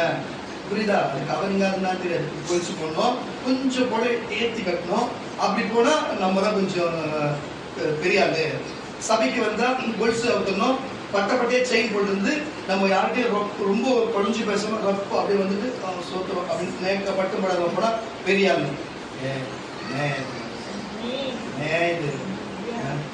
வேதம் பாருங்க எப்படி சொல்லி வாசிக்கிறது. உங்களில் எவனாகிலும் முதல்வனா இருக்க விரும்பினா அவன் எல்லோருக்கும் ஊழியக்காரனா இருக்க, எல்லாருக்கும் வேலைக்காரனா இருக்கணும். அப்ப எல்லாருக்கும் டீ கொடுக்கணும், காபி கொடுக்கணும், என்ன வேலை செய்யணும், குப்பை விதை எடுத்து போடணும். இந்த மாதிரி பணிவிடைக்காரனா தானே அர்த்தம். அப்போ பணிவிடைக்காரனா இருக்கணும். அப்படியே மனுஷகுமாரனும் ஊழியம் கொள்ளும்படி வராமல். பாருங்க, ஊழியம் வந்தவங்களுக்கு கொடுக்க வரல, ஊழியம் செய்ய வந்தார் அவர். புரியுதா இல்லையா? நம்மளில் ஒரு இதை போய் பண்ணு, யோவான் இதை பண்ணுன்னு சொல்லி ஊழியம் கொடுக்க வரல, ஊழியம் செய்ய வந்தார். அவரும் பூமியில அப்போஸ்தலன் பேர் எடுத்தவர். விட்டது வாசி. அப்படியே மனுஷகுமாரனும் ஊழியம் கொள்ளும்படி வராமல் ஊழியம் செய்யவும் அநேகரை மீட்க பொருளாக தம்முடைய ஜீவனை கொடுக்கவும் வந்தார் என்றார். அல்லேலூயா. அவரே ஊழியம் செய்யவும் தன் ஜீவனை கொடுக்கவும் தன்னை தாழ்த்தும்படி செய்கிறபடி வந்திருக்கிறார். அவர் தலைவனாய் ஏற்றுக்கொண்ட உன் குருவாய், என் மானசீக குருவாய் இயேசுவை ஏற்றுக்கொண்டிருக்கிறேன், என் தேவனாய் ஏற்றுக்கொண்டிருக்கிறேன், என் குலசாமியை ஏற்றுக்கொண்டிருக்கிறேன், என் வழிகாட்டியை ஏற்றுக்கொண்டிருக்கிறேன், என் சகோதரனை ஏற்றுக்கொண்டிருக்கிறேன், எங்க அப்பனை ஏற்றுக்கொண்டிருக்கிறேன். இப்படி பன்முகம் வச்சு அவரை நான் ஏற்றுக்கொண்டிருக்கும் பொழுது நீங்களும் அப்படி ஏற்றுக்கொண்டிருப்பேன் என்று சொன்னா, ஏன் அவரை மாதிரி தாழ்மை வரல சொல்லு. அவரை மாதிரி அற்புதம் செய்ய மட்டும் வேணும், அவரை மாதிரி ஜெபம் பண்ணதுக்கு மட்டும் வேணும், அவர் பேய ஓட்டுற மாதிரி மட்டும் வேணும். ஆனா அவர் தாழ்மையா அது மட்டும் செய்ய மாட்டாங்க. என்னடா இது அப்பா? ஆனா அவர் இப்படி எச்சில் அடைய தாழ்மையா அது மாதிரி மட்டும் செய்ய மாட்டாங்க. இது என்ன இது கதை? தயவு செய்து சொல்லுகிறேன், அவரை மாதிரி நம்ம ஜபிக்கணும் ஒரு அலையிலேயே சொல்லு, அவரை மாதிரி நம்ம நோயில சுகம் கொடுத்த ஒரு அலையிலே சொல்லு, அவரை மாதிரி சுவிசேஷம் சொல்ல ஒரு அலையிலே சொல்லு. அவரை மாதிரி தாழ்மையா இரு, அவரை மாதிரி எச்சில் அடையாமல் இரு, அவரை மாதிரி மற்றவர்களை மன்னி. அல்லேலூயா. அப்ப நீ இது செய்தினா உன் குடும்பத்துக்கு எரிச்சலாக இருக்கிறவன், உன் குடும்பத்தை வாழ்வதாக செய்யறவன், உன் குடும்பத்துக்கு விரோதமாக எழுப்பினவன், உன் குடும்பத்துக்கு சத்துருவாக இருந்தவன், எல்லார் குடும்பத்தையும் கர்த்தர் அர்த்தம் பண்ணி நிர்மூலமாக்கி போடுவார். கர்த்தர் உன்னை காக்க வல்லவராக இருக்கிறார், உன்னை மீட்க வல்லவராக இருக்கிறார், உன்னை கர்த்தர் வெளிப்படுத்தி உன்னை பலப்படுத்த ஒரு வல்லவராக இருக்கிறார். அல்லேலூயா. இனி நான் யார் மேலும் எரிச்சல் அடைய மாட்டேன், இனி நான் யார் மேலே எரிச்சல் பட மாட்டேன், நான் என்றுமே நான் சரியா இருப்பேன் என்று சொல்லுவது மட்டும் நீங்க எழுந்து நிற்கலாம். எல்லாரும் எழுந்து நிற்கலாம். அல்லேலூயா. நான் இனி யார் மேலே எரிச்சல் பட மாட்டேன்.